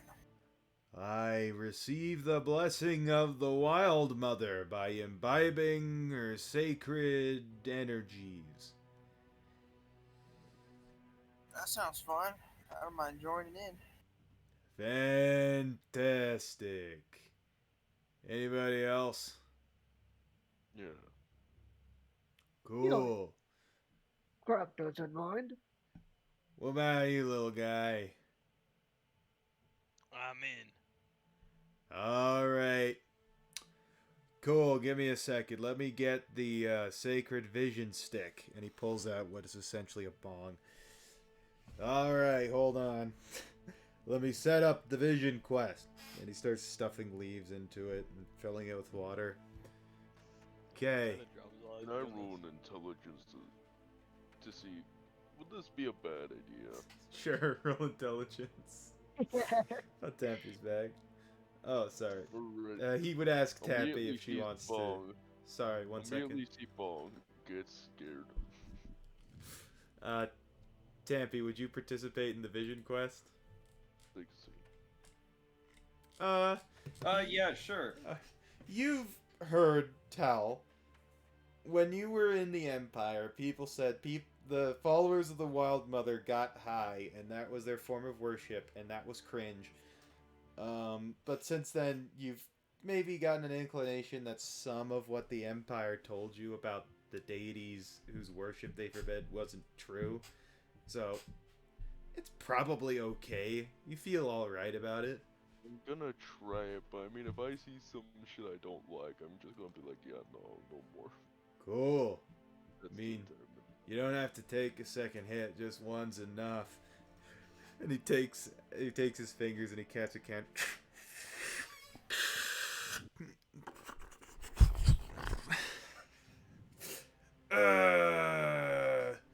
Yep, starting to see things here. I grab it. Alright, little chest thing out. Holds his finger.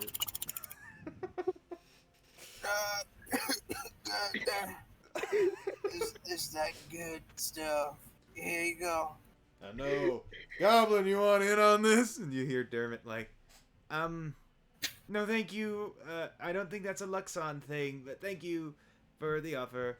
No Oh shit! problem. I didn't realize he was there. Yeah, Dermot's here. He was just in the corner.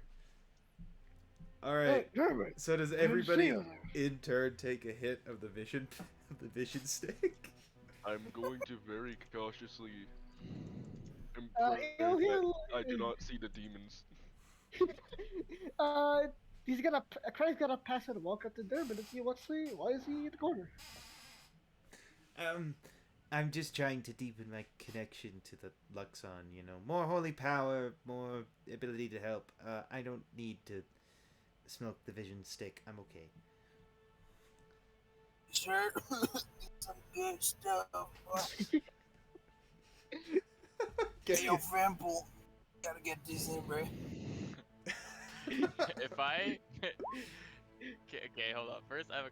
Can I cast reduce on myself? What? Yeah? Because okay, so then like the smaller I am, the harder the effects hit. That seems sciencey enough. So you shrink to tiny size, and the priest is like, Yeah, I'll be like, I don't think you asked his name. He's like, I like the way you think, and he grabs you and he holds you over the one end and then lights the other end. Oh my god.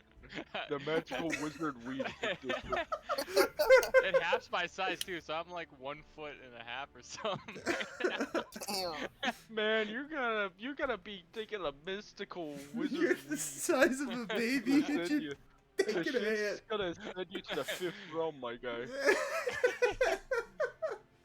Tappy Oh, takes Lord. it. Flimple, you take your hit. And then you're all sitting there and slowly you all flash into a vision. You see a Why young is it purple? You see a young human, curls plastered to his brow by sweat, sinking to his knees in the garden. His eyes betray a lack of sleep, and despite the softness of his features, he looks like he's experienced more pain than any one person should bear. They're counting on me, he whispers. They need me, but I'm exhausted and frightened. What do I do? Please, someone tell me. What do I do? The moons race across the sky, soon replaced by the angry red sun that rises before a fateful battle. 5 silhouettes approach the temple, and one claps the kneeling figure on the back. Their voices are muffled, as if coming to you through water, but you see them embraced, standing strong, before marching off to war. Most of you return to your senses, the vision over, except for Flimble, who is spasming on the ground because they took way too fucking much. He's on a Oh no, they overdose. slipped Flimple a perky. He's bugging out, man.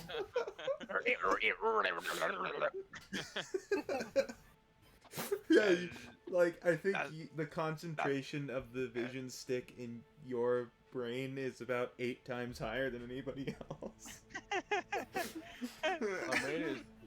My man is doing the goofy aha death dance.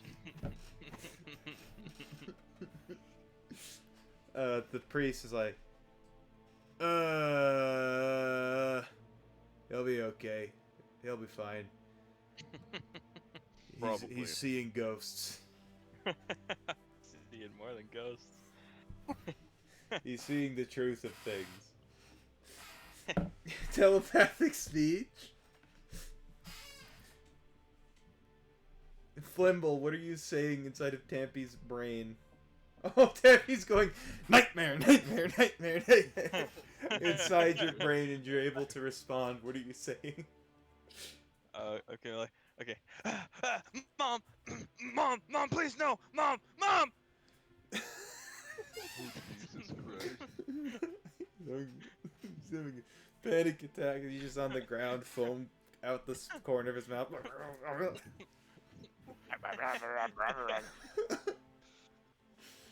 Damn. The Furbolg priest just points to Flimble. You'll take him out of here, right? We can. Okay. Good to know. See ya. And Dermot's like, bye. He is gonna be okay, right? Right, Foghome? And the Furbolg's like, yeah, totally. In like 20 minutes. Or Well, 20 I mean, for these only years. does It's last most of the for- time it's for 1 20 minute. minutes, but occasionally it just never stops. He'll be okay. What? No, he'll be We're fine. walking off. If he hasn't stopped in 2 hours, put him out of his misery.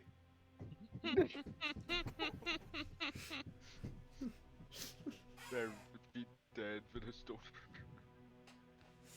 Nah, he'll be okay. So, where's the party go at this time? Where are we at right now? We're at the Church, right? temple. You're at the and temple over there. Where's that on the map? Oh, it's to the left side, the Oh, B fine. side. have you been to B4? Yep, that was the barracks. Oh, and the B3 was. What was B3? That was the infirmary. Oh, okay. So maybe we've been everywhere, right? Yeah, I think we got everywhere. It's also pretty late in the day at this time. Okay. Yeah, should we call it a night, boys? What do you guys think? Am I still seasoned out? No, you're okay at this time. I presume that, like, Crack just picked you up and carried you. Okay. And yeah, around this- reduce only lasts like a minute anyways. Yeah, you double and you get much bigger, and then you recover and you open your eyes and you're back in real life. Nice. Before we go back It's into the inn, I look around. Do I see the red gown drow? Yeah, She's not a drow. She looks Oh. to be a different sort of elf. But roll a perception check. Come on, 17. A 17. You see that she is currently staring at you out of the window of the ready room.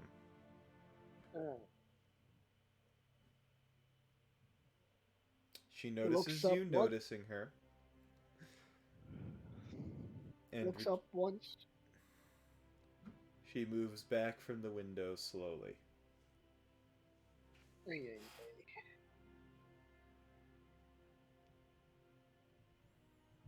What now? As we head back in the inn, and he'll tell the group, whispering, "Keep an eye on the red gown." already ahead of you.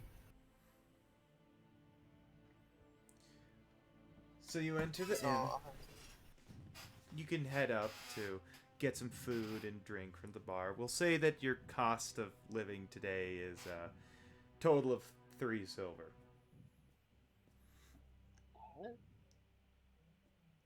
Um, the rice and fish that they serve, the rice is mushy and the fish is overcooked. It is not very good. I knew it was fucking shit. They lied to me, those bastards. I mean, not really. They said that the fish was the sort you find in water. I knew it was fucking swamp dick water. My new favorite way of describing foods. Water. So, back in Write the that inn. one for... Write that one down. Back in the inn, back in the bar. You see that same tiefling of the Cobalt Soul sitting there. And a bunch of other assorted patrons. You do not see Aloysia, the member of the Order of the Vermilion Dream. Gotcha.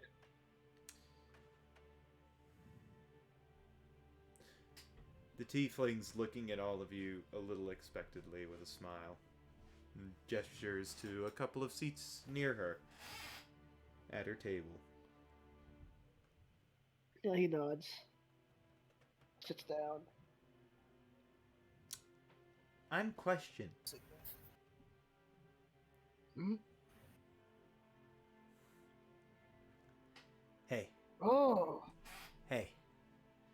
Do you feel it too? what? The history here? The history surrounding this place? The romance of heroes fighting against impossible odds, sacrificing everything for the sake of defending the world? All Yeah, I done for feel it. people who would never know them, never think of them, never be able to thank them, simply because of the right thing to do. And ages later, we now see the Aurora Watch somehow doing the same, and they don't even know it! Do you feel it? I feel it. He kind of like leads back a bit. This guy feels it. Uh, This guy knows what's going on. Mythic Uh, resonance. Crack. Crack understands.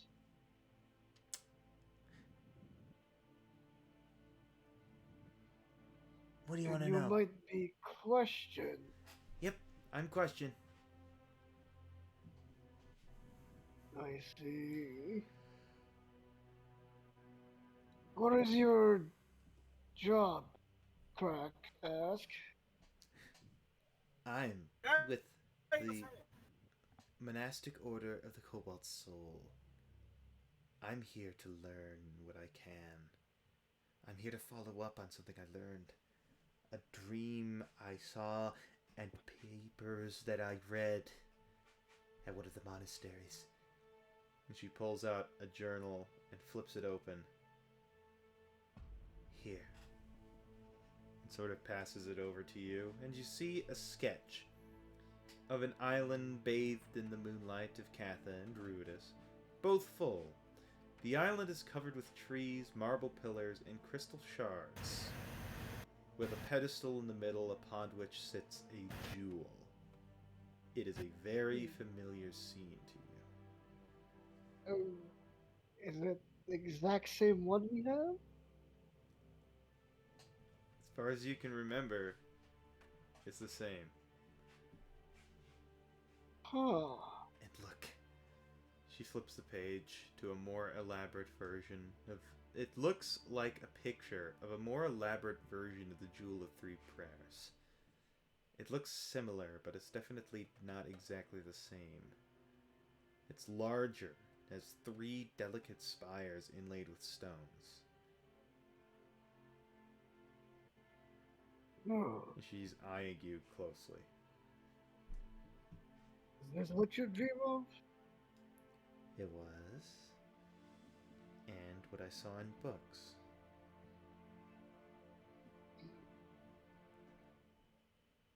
You seem And to you're- recognize what I've drawn.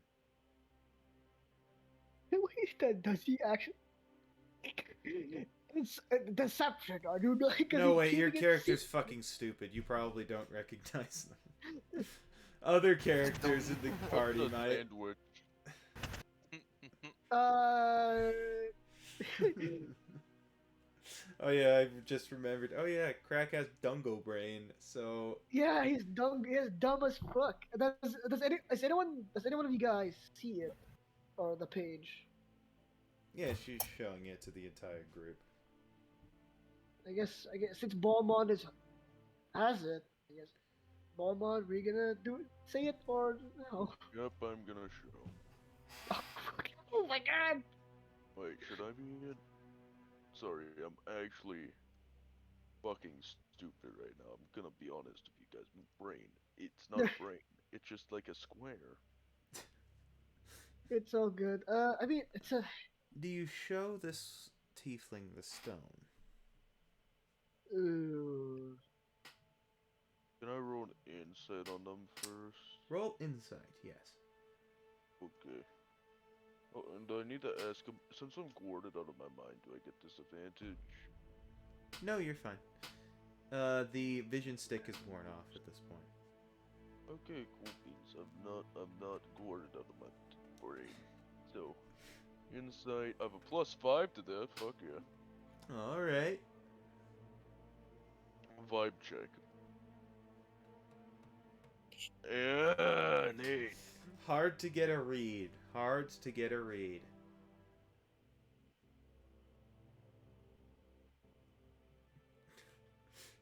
Tampy, are you about to roll insight? Alright. So, you quickly cast Detect Thoughts. You sort of go off a little bit and you hear within Question's mind, oh, maybe these are the people. They might know something. Maybe this is a way. Maybe they can find it.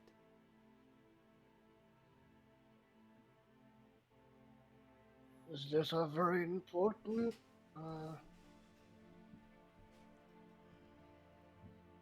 Crack doesn't understand, but I respect your goals. You didn't hear her say that stuff. Oh shit, they won. That was, Tampy had detected her thoughts. Okay, I show it.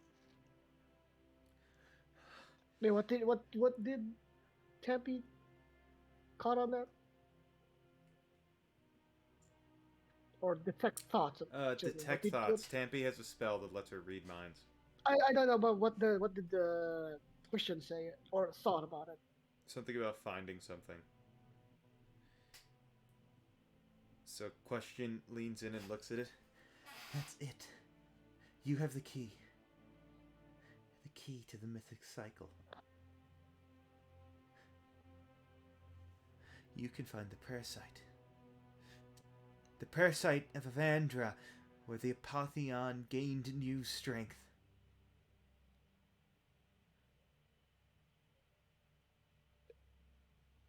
Do you know where it is? All-Sight member. Looking over to Flimbus. What was their name? Flimple. Flimble. Flungus. She turns over to Plumbus. Flungus. Turns Humongous. to Flimble. Did your order know anything more? Where would they find it? Well, it said that there's a sacred site. Evangelist awaits within the Betrayer's Rise. It's behind a door marked with the visage of the gift the Apotheon had received. It's the symbol of the power of his power. This is it. Find that door. She rips out the page with the drawing of the elaborate jewel of 3 prayers. With this symbol. Thank you, Gnome. You need to leave early in the morning. Don't go with the bitch in red. Ooh, did we tell about that? I had 3 Le- companions. He cracked with eye at Gek when she said about the red and the girl in red. I had 3 companions, and we made the mistake of going with her. What happened to them? You don't mind me asking. I'm not sure. But if you find them, or what's left of them, I'd be much obliged.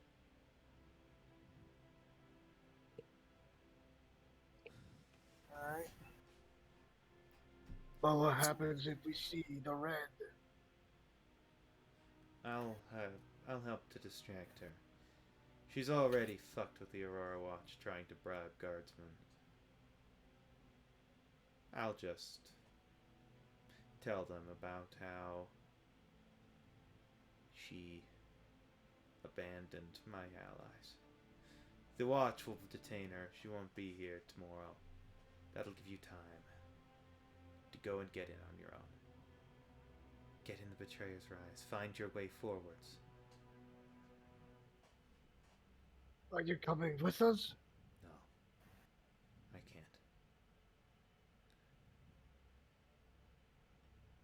can't. And better be careful then. You too. I have to stay here. Alright. Bezos, we need a monastic. We need a member of the Cobalt Soul here in Bezoksan to see what comes through. If I go and I get killed, the Order will be flying blind. And in this place, they need to have eyes. I'd come with you if I could.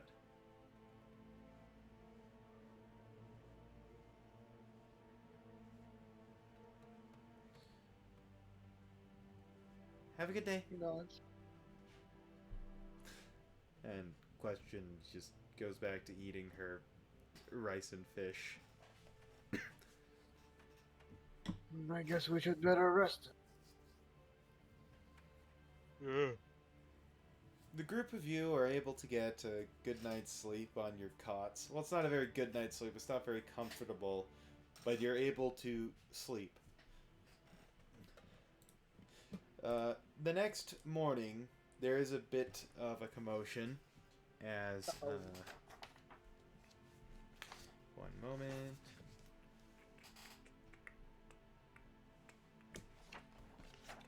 What's the commotion? What was their name? Varen comes in to take in Aloysia, the red-robed elf, in for questioning.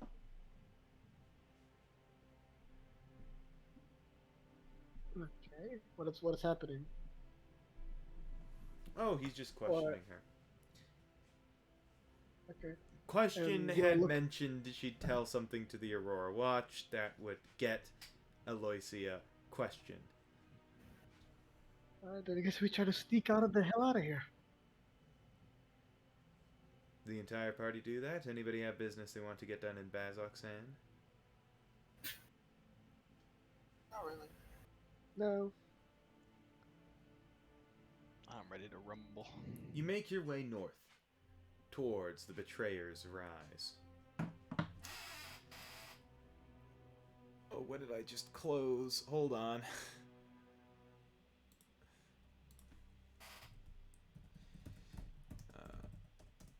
The Betrayer's Rise appears as an enormous, just this utterly gargantuan cathedral. It towers over Bazoksan, and you think that maybe demonic energies are shifting its perception so that you can't quite make out its size. But as you get closer, its size becomes abundantly clear. It is larger than any structure any of you have seen, save perhaps Bohemond. During your training, occasionally you'd gone to see the temples of important deities, or you may have even seen royal palaces. And yet those places, they're only just perhaps half as big as the Betrayer's Rise appears to be. Pre-calamity, built by gods, its size is nigh unimaginable. But it has only a single front entrance, around which are stationed probably a dozen plus guards. And as you're approaching, you see the Tangled Core walking up along a slightly different path. Looks like they took the scenic route. Io waves. What did I say? Said that I'd be alright after just a short bit. Good amount of rest, good amount of magic. And she stretches herself out to limber up. How are we all doing this morning? We're doing pretty fine. That's good to hear. Figured to come take a look at the Betrayer's Rise. Figure that's where the next leg of our journey is headed. It would seem so. Does he? Can he like see the entire like city or even the background of Bazaksan, or the bar fields up there? Far to the south and downhill a fair distance, you can see Bazaksan, the entirety of it, and you can see the barbed fields beyond, stretching on and on. You're at a high point. So it reminds us how far we've come, yeah? I was warned about this place by my tribe. Yeah. Yet I'm here. Irvin walks forwards. Our tribes are superstitious. It's probably fine. Quite frankly, I don't think there's anything in here that's all that more dangerous than what we could run into out there. My tribe learned that. Who knows?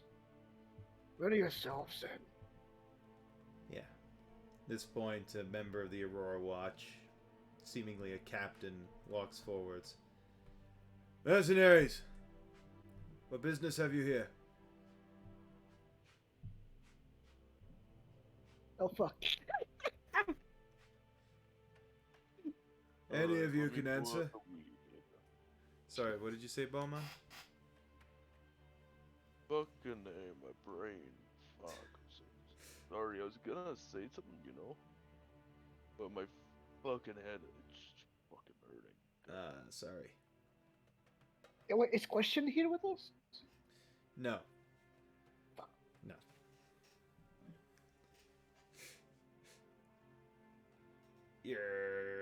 You want to go in the Betrayer's Rise, right? To try and find the prayer site. Yeah, but this guy's questioning us. It's the captain. Yep, a captain of the Aurora Watch. They're fairly decorated. They have some bits and bobs on their armor. They're a drow. It I'm looks just here to find a parasite. Sorry, what was that, Gek? Are we here to find a parasite? Prayer site, not parasite. Ah, shit. That's what I said. Make fun of my speech impediment. The speech impediment of being from the southern U.S. Stubborn moment. Don't you? Look for the Answer. prayer site. Enter in the Betrayer's Rise. Alright, it'll take us... we need 20 minutes to undo all the locks. All of the checks and balances. And you can see that the front door is heavily reinforced with various braces and bars and extra locks that were added on long after the Betrayer's Rise had been constructed, seemingly as a way to seal in whatever demons and monsters could be found inside of that temple. It's an intimidating visual, to be sure, but it looks pretty pretty safe. Pretty map. Oh, okay, pretty safe. So once the guy gets inside, he can't come out. If you come to the door and you knock and identify yourselves, we'll be able to undo the locks. Presuming you're not in particular danger. If something's chasing you, we will not open that door. Alright, good to know. So we're a dead man. Might be. I Quite mean, interesting. you have to understand, anything that gets out of there, we have to fight, and anything we fail to kill goes on to Bazoksan, or goes around the city and winds up in Greater Zorhas, which, quite frankly, is worse. If it's, I can understand. At Capital One, we've got what you need to improve your credit. Look at Over the the last other- 3 years, 70% others of our in the customers who tangle made core. their payments on time saw an increase in their credit score. Sorry. Ready to watch your credit grow? Well, We've very got busy. this. We've got you. Capital One, what's in your What's wallet? the worst that we'll find? Another group of demons. We've already fought a few of them. Crack laughs. Well, don't jinx it. We might face a newer one, maybe. Well, I suppose that could happen. Boom! Boom! Everybody's attention, the Aurora Watch, the Tangled Core, and yourselves all twists around to look at the front gate, which has just been slammed. And even without really trying to focus in or figuring out what the heck's happening, something big is on the other side of that door and trying to break through. Another big crash. Another huge thud as whatever it is continuing to punch. And you see cracks forming in some of the braces. And you see the cat, and you hear a monstrous roar from beyond the wall, from beyond the doors. A mix of crocodile and maybe the bellowing of an ox and the enraged roar of a gorilla. And you hear the captain yell out loud as he can, "Get the oil! Get ready! Prepare yourselves!" And he's looking around and he quickly turns to all of you. All of you, 30 gold each if you help us kill it. Deal. It's time. Yep, we'll do it. Rex Knuckles. Already I up my bang my pistol. drums. Defensive positions! Time! Everyone ready! And you see the Aurora Watch is quickly running around. Barrels are brought out and the tops are taken off. Dip your weapons in the oil! Your ammunition too! It'll allow you to damage whatever comes through that door. He quickly jams his sword in and swings it around. No matter what it is. Another big thud. And you can see that, again, cracks are forming in the braces. Hairline. And the enormous, bar that was placed over the door to hold it in place. More or less an entire, enormous redwood pulled out of the ground, and its entire trunk begins to crack and bend. Holy shit. And you see red eyes peering out from beyond the doors, and you can tell from where those red eyes are looking, this thing is possibly 20 feet tall, whatever it is. And then you start to hear repeated banging. It's no longer just hitting it, but it's drumming into it with dozens and dozens of hits in a very short period of time, and you can see that the stone braces and wooden bars are cracking and bending and losing strength. He yells out, "Arcanist!" And you see one of the Aurora, and you see what looks like a researcher who's already getting the fuck out of there to Bazoksan. He's just, "I sent a message to Farron! Reinforcements are on the way! 12 minutes out!" And you hear the captain yell out, 12 minutes is too long! And he's getting ready, pulling out his sword, getting prepared. Another big, enormous thud as whatever it is trying to break through, and he yells out, "It's an Udak!" Oh shit! Well, Crack looks at the captain. Oh no, Doc. It's an Udak! Of all the creatures we've seen, Aruda is worse. Everyone get ready! Brace yourselves! And all of the Aurora Watch are gathering around. Hold on 1 second. I need to quickly do a thing. Okay, that's not what I meant to do. That's not what I meant to do either. Hold on, back. Please hold on.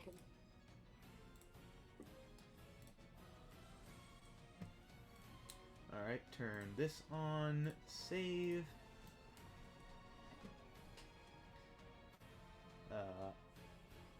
Do this.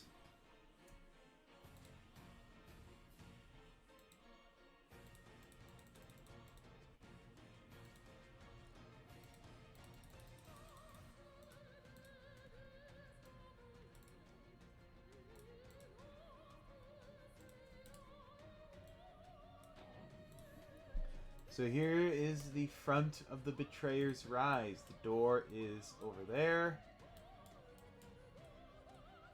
Go ahead and place your tokens wherever your characters will be when the Udak breaks through. Okay. Out the fucking As way, the that's thudding and smashing and pounding Holy is just shit. continuing. These are cliffs with a ladder leading down. You can see that most of the Aurora Watch's guards are arranging themselves here. Dermot is there. Maggie is ready with her maul in the front, ready to fight that thing. Galceriad and Io are on an elevated position. Where the rest of you go?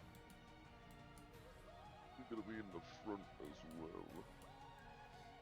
Alright. Maggie turns as you approach. Welcome. Let us begin. This time, no one's getting hurt. As you're all arranging yourselves, and you hear the captain yelling out, "All my men standing with me today, may you fight well. For those of you who will not be able to fight on in the watch after this day, may you live well. And for those of you who will not live to see tomorrow's sunrise, may you die well."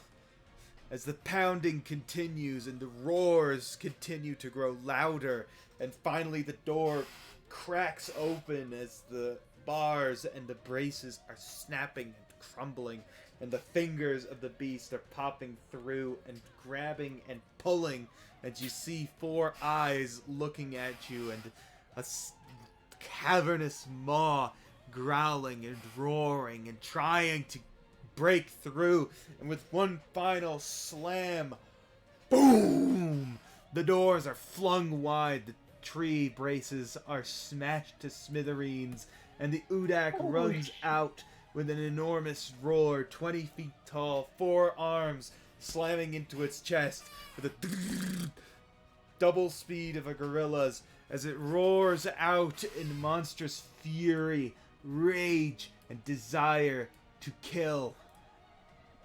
Roll initiative. Yes. Holy shit. Fuck yeah. Joseph, do you like attack with your guns? Oh, I got a 5. Ooh. Wait, what? Attack with my guns? Yeah, like when you Yeah. just like go for like a normal attack, you just use your guns. Yeah, I have to reload every other turn. Jesus Christ, I fucking. Now you can shoot your gun once per turn. Yeah. Big roll. Bingo. Big roll.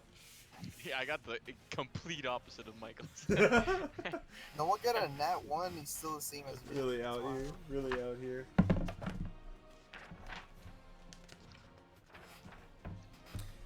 So, I'll go ahead and... So the Udak got a 13. Alright, the Aurora Watch in general There you got a 16. And I'll go ahead and add your the Tangled Core. Who have I not added? Where the fuck is Irvin? Oh, there's Irvin. Who's Aiden? What? I was just saying he was Aiden. Sorry, I gotta get arranged. I have 2 books open. There we go.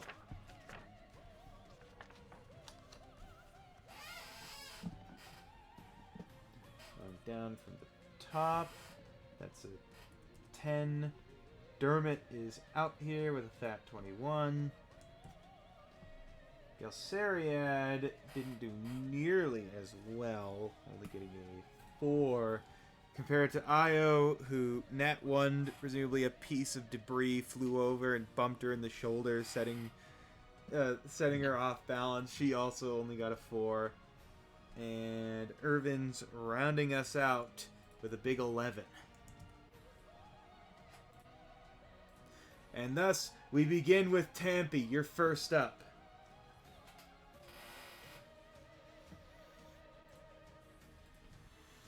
Guys.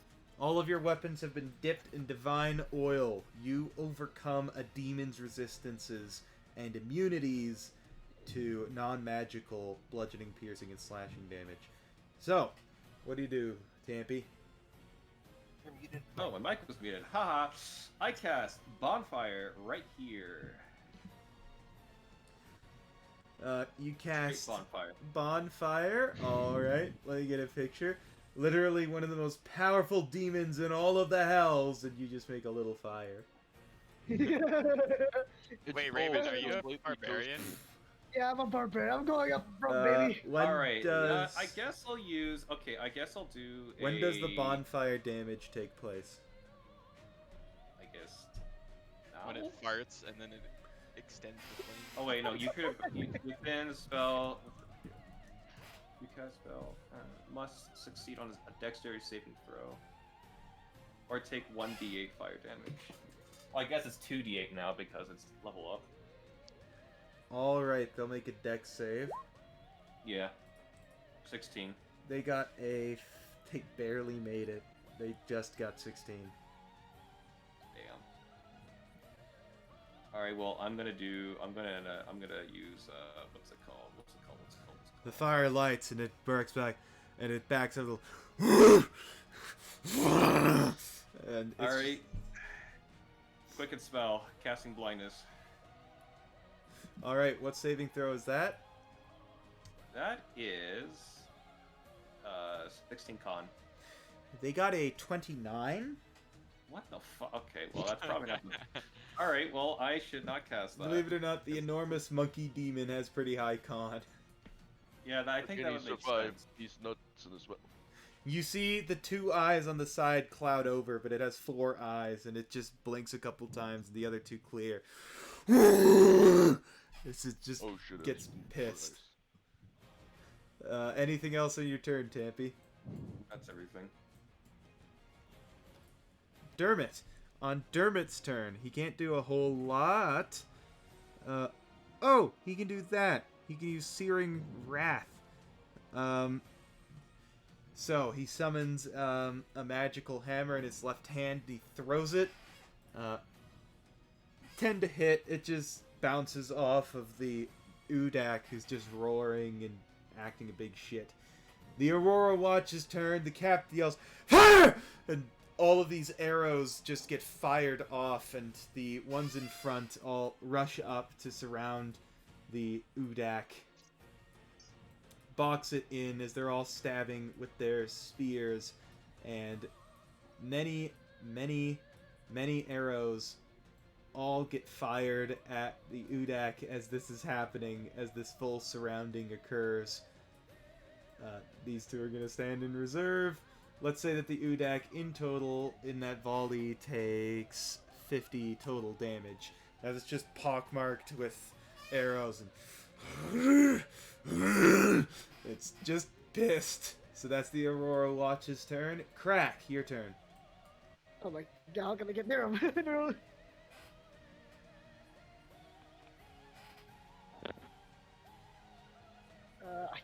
I can't even get to get him. Dang it. You can't get to. Oh, this guy will move to this. This guy won't go as far forwards, and these two will also stand in the back. They're like, fill in the gaps. We don't want to deal with it. All right. Now it's time for the big boy stuff. The old rage. Right, you rush forwards and rage. Your muscles bulge. Your veins become apparent. And he's gonna reckless. No, he'll just rage. That's it. And he's gonna hit him. All right, and you swing up with your battle axe. Are you great weapon mastering? Heck yeah! It's a 15. A 15 minus 5. Oh wait. Oh, a 15 So total. oh no, it's 20 and minus 15. Minus 5. Sorry. It bounces off of the thick hide of the Udak, who barely noticed your hit. I'll swing it again. Are you great weapon master? Yep, Oh, at 25. Okay, so that becomes a 20, which does manage to hit as your axe sinks into its forearm. How much damage does it take? I'm 8 plus to 10. So that's a total of 18 damage as some blackish demon blood splashes on you. But the Udak just... It doesn't seem to be particularly focusing on you. There's a lot of things surrounding it. Udak's turn. That was your turn, right, Crack? Yes, that would be my turn. As it first just chomps down. Let me go ahead and roll. Bing. Yeah, 28. I think it'll hit the Aurora Watch members, and rolling the damage. That is enough to kill 2 of them. It just chomps down, and you see where once there was 2 Aurora Watch members, there are now 2 sets of legs that promptly fall over as the Udak turns around and slams its hand down. Bing. That'll hit. That's only enough to kill 1. Slams its hand down, turns them into paste. Swings another hand around. They manage to duck under another hand, as they have 4 total. Boom! They hit this guy who flies against the wall, slams, breaks his neck, falls to the side dead, and 1 more swing. That is a hit. That's enough to just swing up. It takes an upward swing, and these 2 Aurora Watch guards both get flung high into the air and slam into the ground a fair distance away, dying instantly on impact. As the Udak roars out, having killed quite a few people. Irvin's turn. He quickly runs up and around, drawing out his daggers, and tries to make an X-shaped slash across its hide. Bing, bing. Irvin sucks dingus. He misses both times. Maggie will... Maggie will first use her rally ability to grant Irvin 15 temporary HP. And then she steps forwards and just takes a swing with her giant maul a couple of times. Swing, swing. Only hits once, dealing 11 bludgeoning. Alright, that brings us to Flimble. Flimble, your turn. What do you do? I'm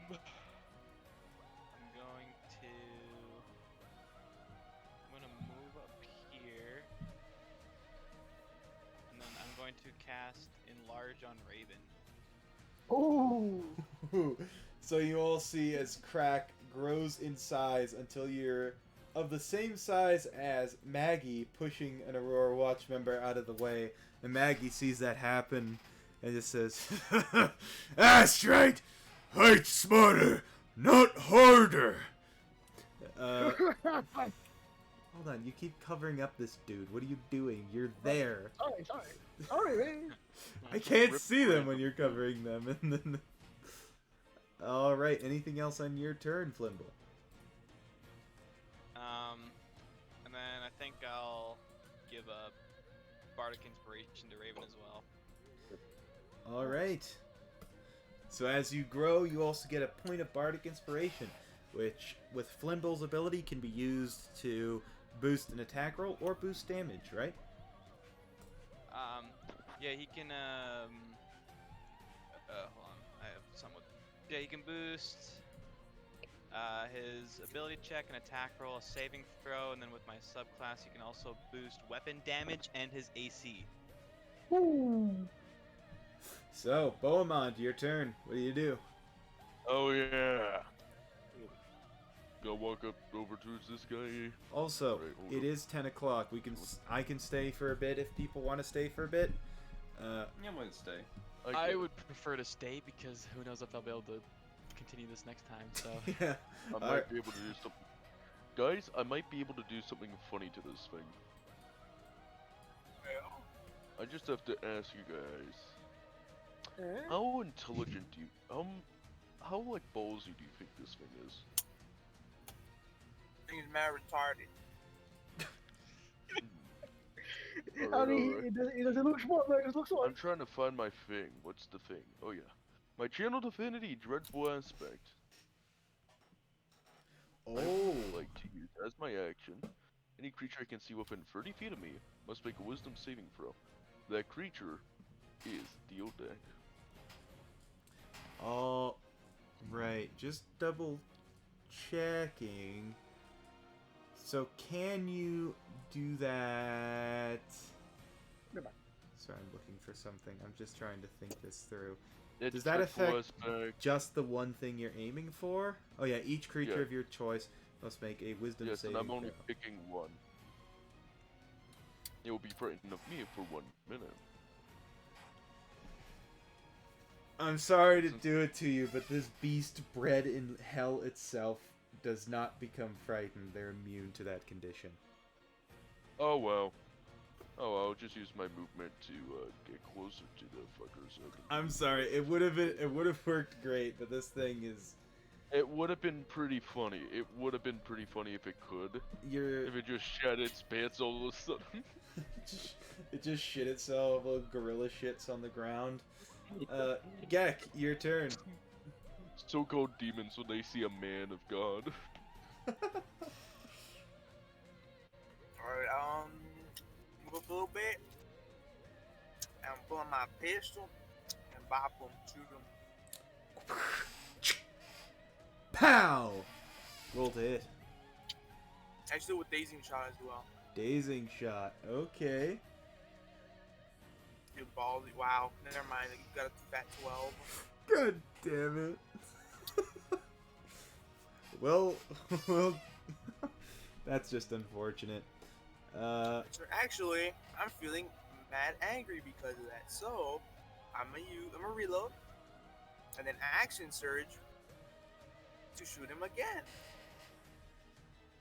Oh yeah. So now, you we're gonna reload, hit him this time. take aim. You're like, this is the time. Ooh, 26. With a 26, you hit it square in the head. And what does it need to roll damage? And what saving throw is it making? Constitution. A Constitution save? Yeah, It's but I believe. it's pretty good at those. It got a 22. No, never mind. All right, well, I'm sorry. It could have failed, but it's really good at those. So you hit it in the face, and it's just. That your turn? yeah. All right. Dazing shot doesn't give you extra damage, does it? No. All right. Io's turn. Io just takes out. Alright, she's just gonna take out her longbow and quickly fire 3 shots into the thing. Bada bing! Bada boom. She hit all 3 times. Wow. No freaking way. Oh, she's putting in work. She rolled very good on all 3 shots. 31 total damage. Damn. Galceriad's turn. He can do that thing. So he aims back into the temple as he summons a gravity wave. It probably isn't gonna work. Nah, it got a 23. So it takes 22 points of damage, and it doesn't do half the shit Galceriad wanted it to do. Just shit. There's something sorceress. As he turns to Tampy. What do you do, Tampy? Wait, what? Sorry, what happened? Galceriad didn't do the cool shit he wanted to do, and then he's like, do something! Oh, alright. Well, I think I'm gonna cast... Alright, I'm gonna cast Mind Sliver. Mind Sliver. What saving throw is that? That is Intelligence 16. Has to make a 16. That's a 3? Four. So I think you hit it? Alright. Well, that is 5 damage. Don't worry. Big 5. I'm planning something. With a... Oh yeah, and the D4. Yep, the D4 on the saving throw. It's a fucking 1. Oh my god, come on. Give me a higher number. Is it making a saving throw? For the D1, so any other saving throw, it subtracts by 1. Alright, anything else on your turn? Next thing. I think that's it. Okay. On Dermot's turn. Oh, he can do that shit. Why would it... He should have done that in the first place. He forgot. He forgot he had that spell.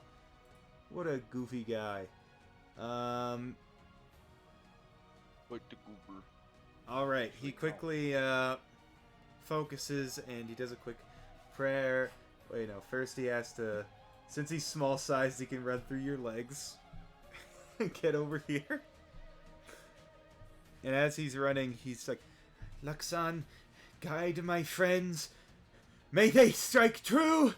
And... Bohemond? Yep.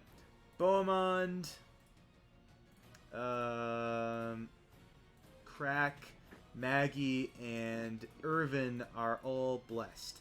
So on any attack roll, saving throw, attack roll or a saving throw, you get a D4 added to the number you roll. Gotcha. Fuck yeah.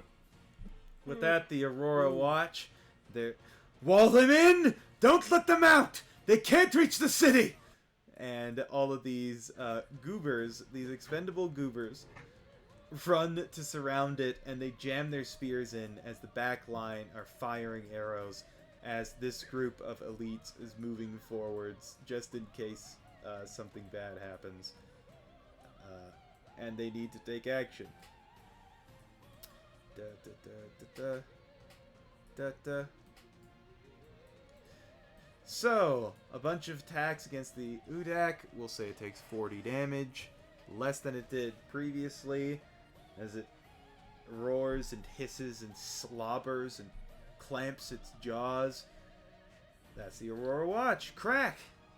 Your turn. You By the are way- big. Yeah, I was gonna say, Raven, each of your weapon attacks deal an extra 1d4 damage. Oh yeah, because of your Oh What? yeah, because of enlarge. Yeah, All right, what the hell? yeah, And because you're fuck big off. boy. So Oh your my weapons God. attack, each attack does an extra 1d4. And I'm raging as well. Oh shit! Plus 2 damage operation. All If right, you want, let's use do your this. bardic inspiration on that as well. Yeah, until my roll sucks ass. Alright, I'm gonna hit him. Just a normal swing. Uh, a great weapon master. I Alright, will. roll a It's a d4. 20, but D4. for See how much you boost it. oh my god, 16. You are missing. You could use that inspiration to maybe turn it into a hit. Alright, is it on a d4? I think that adds a d8? Question mark? A d. Noah? What? How much is your bardic Wait. inspiration? How much of a boost? Oh, 1d8. Rolling. It's a 19. Alright, that manages to get it. You hit, roll damage. As you wind way up and Whoa! swing into its knuckles. Boom! Okay, For a big It's 20 a hit plus 2 on my plus- rage, 16 plus a 10, d4. 26. Plus a and d4. 30. Roll a d4 Yeah. because of enlarge. Roll a d4. So we're at 26. Oh, a 4. A whole 30 damage as you crash into its knuckles. And you still have another attack. Are you great weapon mastering? Oh, I thought that's my second attack. No, that was your first attack. You Yeah. used Oh. your inspiration to boost it up. So, Oh, yeah.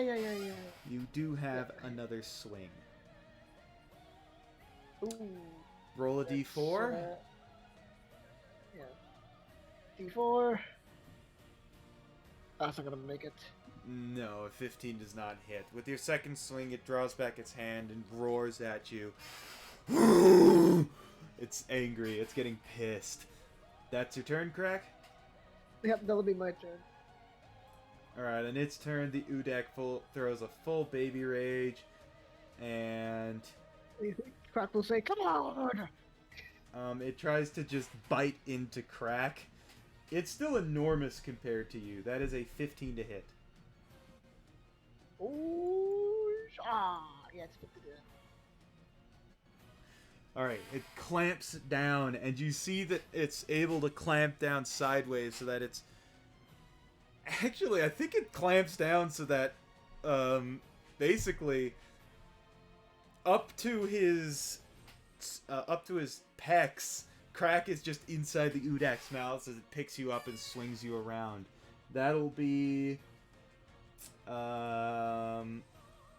15 points of piercing damage, and you are grappled by the Udak. Can I reduce that damage? With what? Your rage? Yes. Yeah, I'm raging. And does enlarge also this make me resistant? I don't No, the only think thing so. else it gives you is it gives you advantage on strength checks and strength saving throws. Oh, gotcha. So that would be half of 15. That'll be 7. Half of 15 would be 7, yes. Shabingus. Alright. I'm stuck, guys. Alrighty then, and with its first swing, it smushes these two into a paste, flings this guy far away, he lands down here and cracks his neck, and with the third swing, manages to slam these two into each other, and they become a Holy mangled shit. mess of metal and flesh. You can't tell where one ends Oh, and the other shit. begins. Oh my god. And with Yeah, its you last get hit by that guy. swing, yeah, he just smashes this person into the ground so that they just go straight into the dirt and are dead Fucking gone. as Holy it shit, he roars might out be in next, anger. hold on. And it's kind of muffled. And Crack, it's echoing in your ears loud as fuck because you're in its mouth. Irvin just yells out, "Oh, fucking shit!" And he takes another couple of swings. Let's see if he can actually hit the damn thing. He does! He manages to hit the Udak. Oh, the Udak's immune to poison damage. That's really unfortunate. 4 damage. Oh, that Irvin. sucks. Bringing us to Maggie's turn. As she takes a couple of big swings with her maul. Boom, boom. Okay, scratch that. She doesn't hit. So it's 2. So as she swings, the Udak just bats it out of the way and almost laughs with Crack still in its mouth, just and yeah, every time it makes noise, it rings your ears out. Crack for real. All right, Flimble, your turn. What do you do? All right. I'm gonna do another enlarge on John. Yeah. I don't think you can do that. Concentration, remember? Oh yeah, you're correct. You're right, buddy. Okay. I probably could with Twin Spell. No way I can That's fucking true. do that. Wait, can you actually do this? No fucking way. Yeah, you can I twin spell could if I it had when it you large. introduce. Okay. No. That's fine. Okay. He has high constitution, doesn't he? Okay, we'll try it. I'm gonna cast Thunder Wave at the 3rd level. Alright, you fling out Thunder Wave. What saving throw is it making?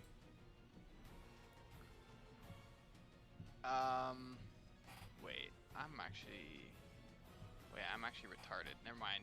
Thunder Wave is not a far spell. Oh yeah, it's right around you. You would have just hit your allies. Yeah. Yeah! That would be Yeah. friendly Tampy fire. dies. All right. Okay. You son of a bitch! Vicious mockery. Oh, What shit. do you say Oh, to you're it? gonna haul like a steam. It has to make a wisdom.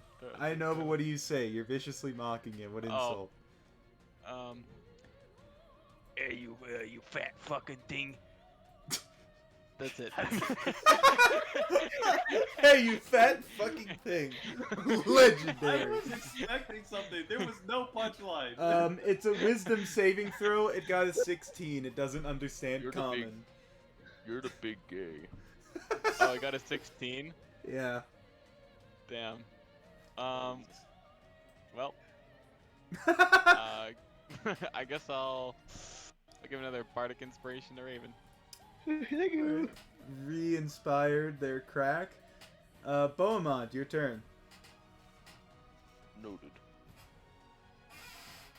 Let me get these ready. It's stabbing time. All let me right. Roll to I'm stab. gonna slide. I'm gonna attack this motherfucker twice, and hopefully, if I'm lucky, they will land. And if they land, I can divine smite this guy. And since he's a cringe-ass Nene fiend, I think he will do a decent chunk of damage. I bet I fail that, don't I, DM? And I'm just a stupid dumb idiot. With a 9, I'm afraid that doesn't Oh, hit, wait. nor does a 10. Cotter. Yes. On its turn, it should have took a 2d8, or at least. Oh yeah, it needed to make a two dex saving save. throw. Yeah. It failed. Take the 2d8. Alright. Oh, Also, let's go. Bohemond, the bless would not change the fact 12. those missed, unfortunately. A big 12. It scorches its fingers. Sorry, what's that, Bohemond? I thought so. Oh well. Alright, is that your turn? Yep. Gek, your gun's loaded. What do you want to do?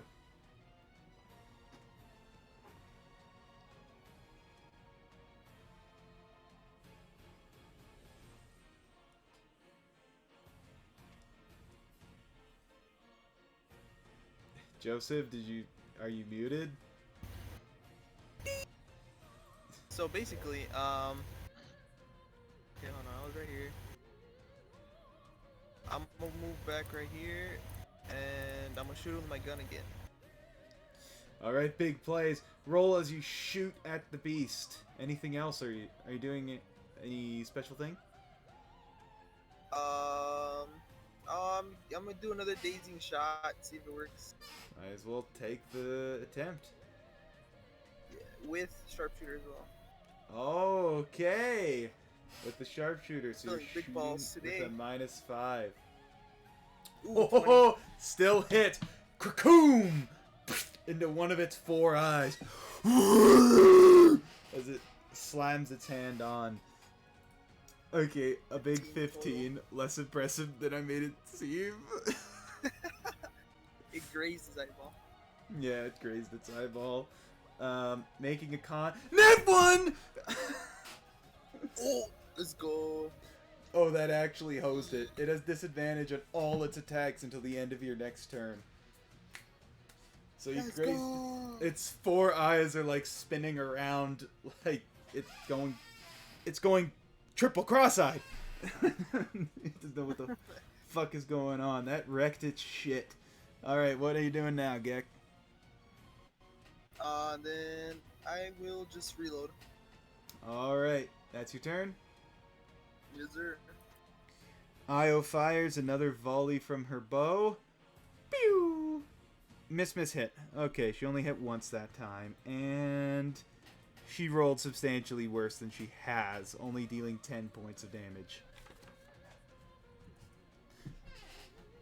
With that, Galceriad, he can't use his gravity wave anymore. So he summons a mote of grayish energy and says he's trying to be cool. With this next incantation, I shall pluck any hope of victory from your mind. And he'll use Drain Potential. Manages to hit. 22 necrotic damage. And Galceriad gets a few temp HP, not that he really needs them.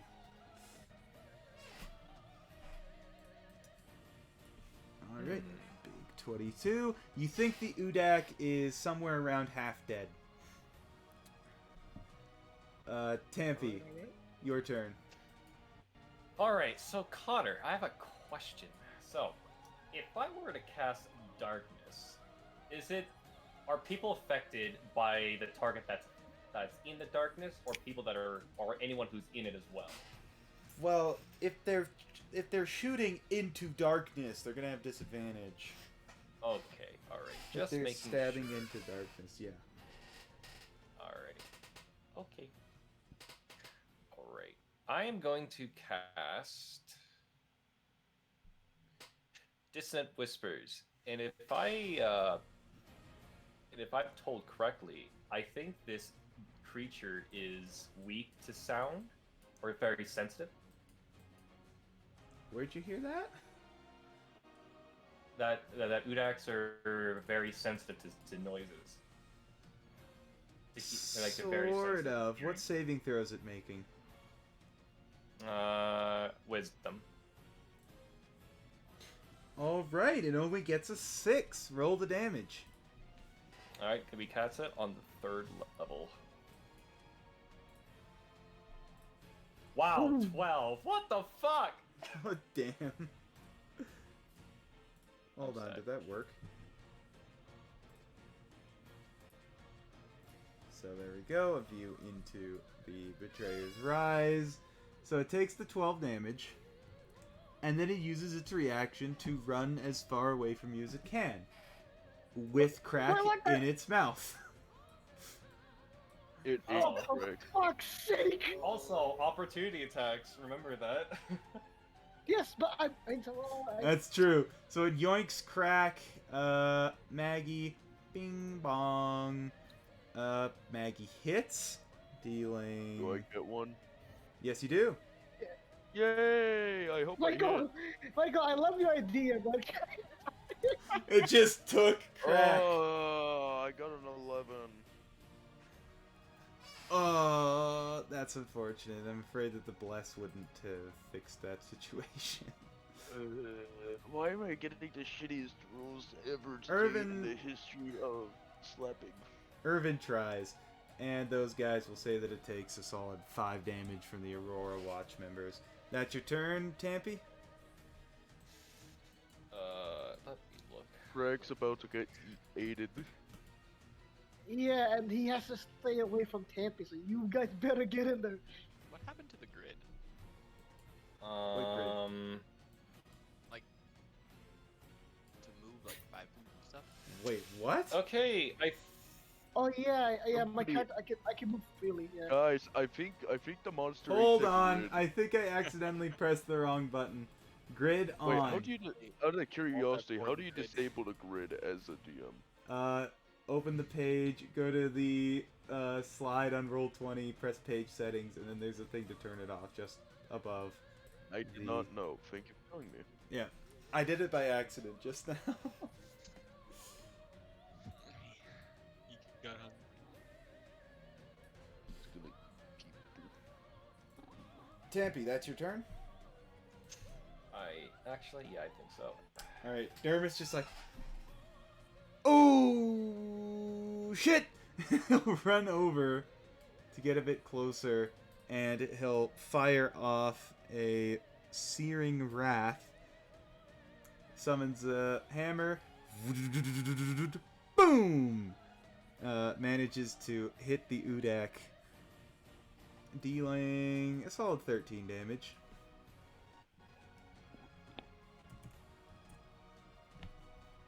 So, the Aurora, watch. These guys charge in. They're trying. They're trying to form a wall. Box it in! As these guys all get lined up and begin taking pot shots. Oh, they can't get that far. They line up here. Trolling.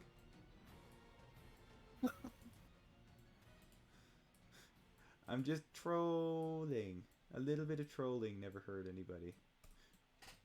They take a bunch of shots. We'll say that the Udak only takes 25 damage. Crack, your turn. You are currently in its mouth. Can I get the hell out of here? That would be your action to attempt to end the grapple. Okay, that'll do. Alright, that'll be an advantage on your athletics, on an athletics roll.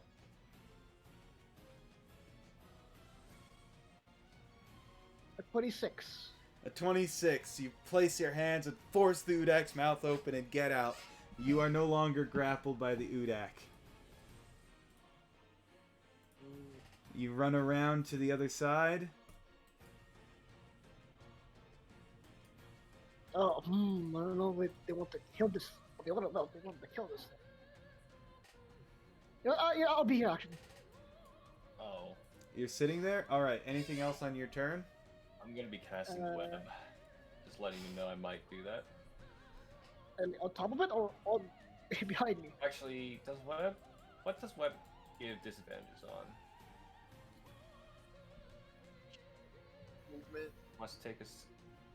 Let me I check. guess it's only dexterity. Crack, Well, it's this your thing is turn shut- done. Yes, it'll be my turn. Okay. The Udak's turn. It's pissed. It's just gonna lay into Crack. First, chomp. Ow! Critical hit. Disadvantage. Oh yeah, it has disadvantage. It would have been a crit. But the way the bite attack works, you're immediately re-grappled by the Udak. Fucking hell. It could have swallowed you if you hadn't, though.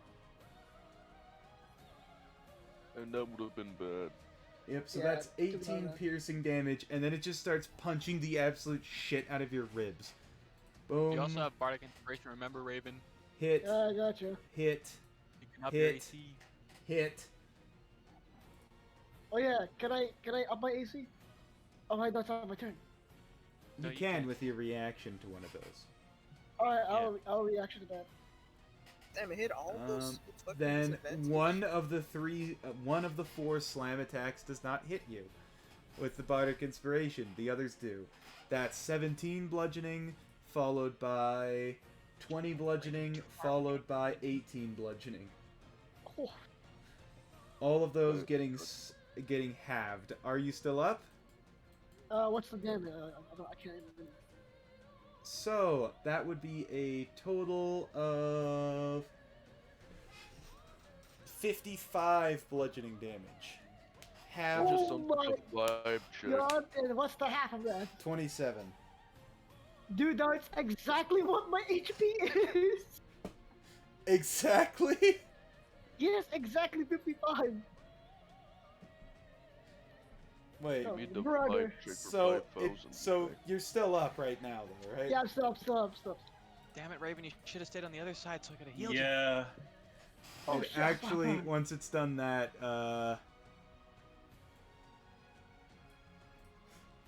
Wait, you are see gonna, it. Like, do you have a cure wounds on me? You see it Well, turning around, swinging I don't know, around my own Crack's 50 body, feet of movement. and just Oh, roaring okay. again, ringing Crack's ears yet again. Irvin. I mean, okay, you might heal me. I mean, He rushes up. He tosses a couple of knives. Swing, swing.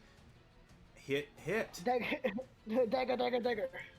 Doing a grand total of, here comes a big number, 8 damage. Hell yeah. That brings us to Maggie, who puts away her maul for the moment and pulls out a hammer. And as she is running forward, she's spinning around doing a hammer throw. And she flings a couple of them, trying to just smack the shit out of this thing. Bing, bing. Critical hit and a hit. That is... By the way, the disadvantage from the stunning shot, the Udak would have had 3 crits. That didn't work. Oh, no way. Oh, hell no. Yes, sir. Alright, so that is a total of 18 damage from the 2 hammers that slam into the Udak. Bringing us back to Flimble. Alright, well, my stumpy ass legs still can't reach you, Raven. Oh, wait. Hold on. I lied. You can reach My me. legs aren't that stumpy. It's the Mr. Krabs run. Alright. Yeah, pretty much. Alright, I'll cast Healing Word at the 3rd level on Raven. Alright, how much HP does how much HP does Crack recover? I guess I'll roll it on here. 3d4 plus 4. Plus 4, he gets 12. 12 HP. Alright, that's fine. Alright. And then Is that your turn? You still have your action. my bonus action.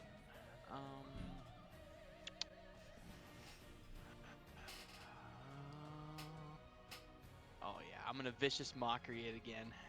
Alright. What's the mockery? What is it? You may be really big, but your penis is the size of me. 3 feet long? Damn. I think that's a compliment. That is a compliment. I think you just complimented it. Yeah, it rolled an 18 on the whiz save. That completely Aw. misfired. Because 3 feet long. I was trying to confuse it. He's rizzing him up. Let him cook.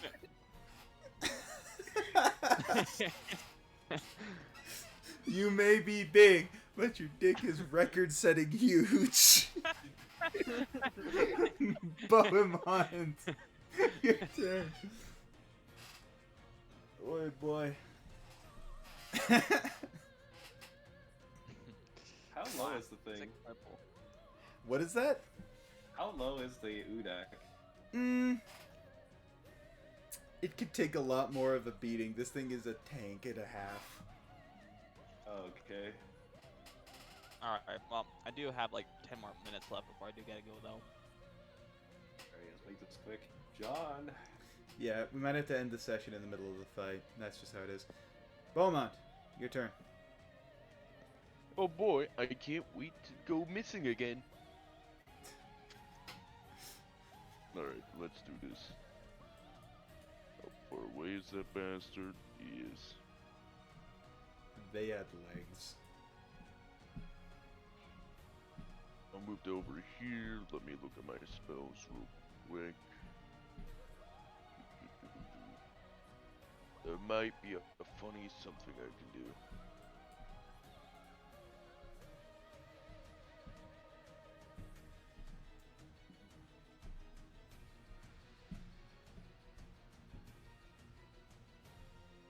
Is this thing immune to charm, out of curiosity? Being charmed, out of curiosity. Yeah, Roll does it a look like- religion or arcana check.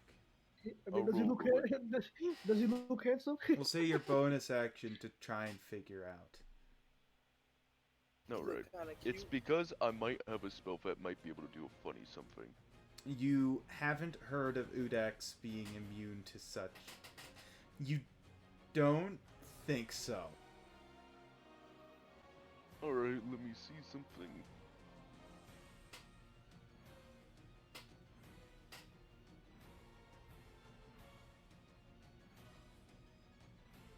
Alrighty then. I'd like to cast Round of Madness on him. DC 15, Wisdom save. Oh. 12. Fails. Crown of Madness. I think it'll work.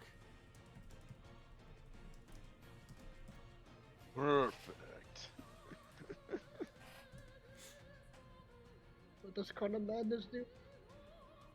Well. It allows me to decide what it should attack. Oh. And I had a funny idea. You see how he's inside of this building, right? Yeah. What if I had him start attacking the building? Is the building collapsible? And if it's not, he's just gonna waste his time being a stupid ape while we all beat him to death. What the? That's actually good. What the fuck is that smell? Like every turn, you'll be able to make a save afterwards, but it will give us some breathing space, you know. Okay, it specifies it has to be a creature other than itself. Creature, okay. Oh, well, I'm the creature. Uh-oh. Yeah. That's not good. The What if the- barbarian is tanky. Hold up. Yeah, I I'm might curious. be taking fuck. I'm curious, can it be any creature on the map? See, go for the bug. It's action yeah, go for- before moving to make a melee attack against a creature other than itself that you mentally choose. So it's So, only if it's in range. what's that? Uh-oh. So it's only if it's in range. Yes. So right now, you could only order it to The attack spell was crack. useless. I feel like the spell's useless. But in a It's in the- turn, you could...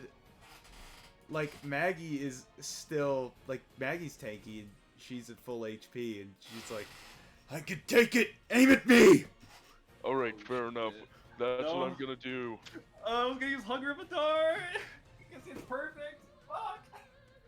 Yeah, It but wasn't you're useless. a fucking. Yeah, you're a I'm fucking saving sorcerer. people. Yay, I'm saving people. Wait, Michael, you have arms of a dart? Hunger of a Dart. Basically, where it's at right now, I think it's perfect. I just place it on him and it'll just start taking damage and he'll have a disadvantage. You'll Alright, just so that's your turn, Beaumont.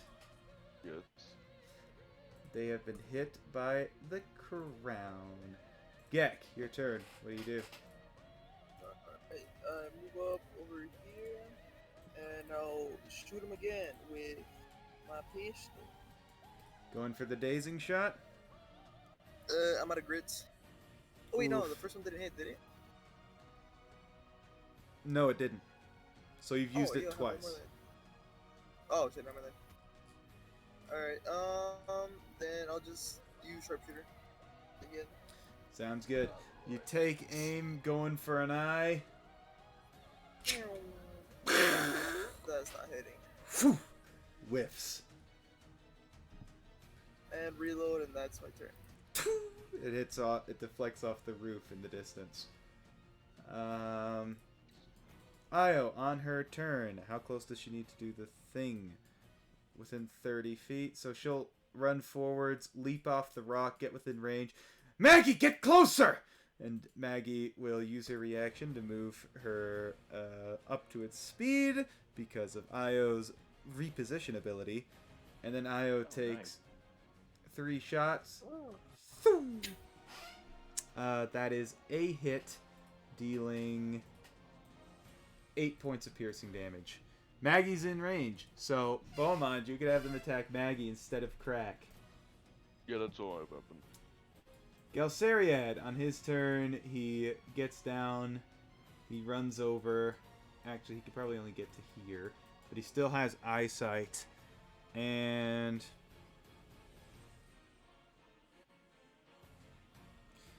Ooh, he can do that.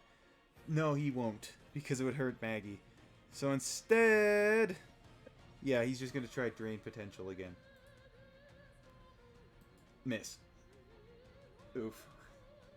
Tampy, your turn. What do you do? Alright, casting Hunger of Hadar. Can you for where Right. you are? 150 feet. Alright, let me just double check, but I think you should be able to do it. So just right at the edge where between Crack and the U-deck. So like where the edge of the radius is, not the center. Okay, you do not have visual there. Okay, then I can. Just There's a move up wall here, so you need to move forwards, and then you could have a straight shot. then. All right, then I shall move. Where do I have to move? Where you move to? Like right here. What the hell? Yeah, right there. If you were here, you'd have a straight shot. How come I can't move? Oh, there we go. It was bugged for me.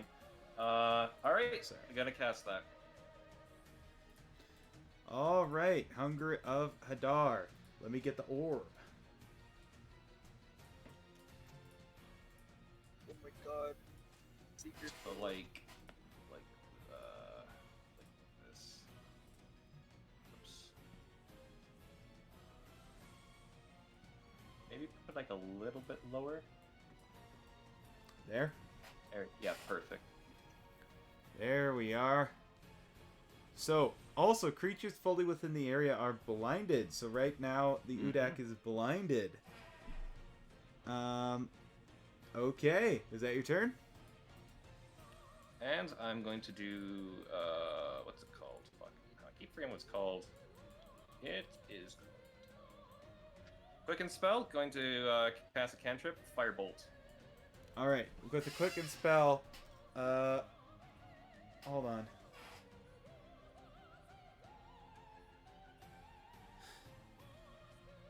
I'm gonna say that they're within Hunger of Hadar. It's gonna be darkened, so disadvantage. But go ahead. Disadvantage? I thought it blinds. You're firing into darkness. Okay, then instead of doing that, I'll just use Mind's. What do I have? What? Can I? I don't think I can cast that far, can I? 60 feet. Oops. Is that 60 feet? At 65, it looks like. Shit. Well, damn. I guess I can't do anything then. Alright. Okay, so you don't use the Quicken Spell. Dermot's turn. Alright, I do gotta go now, though. Alright, we're gonna end it off on Dermot's turn.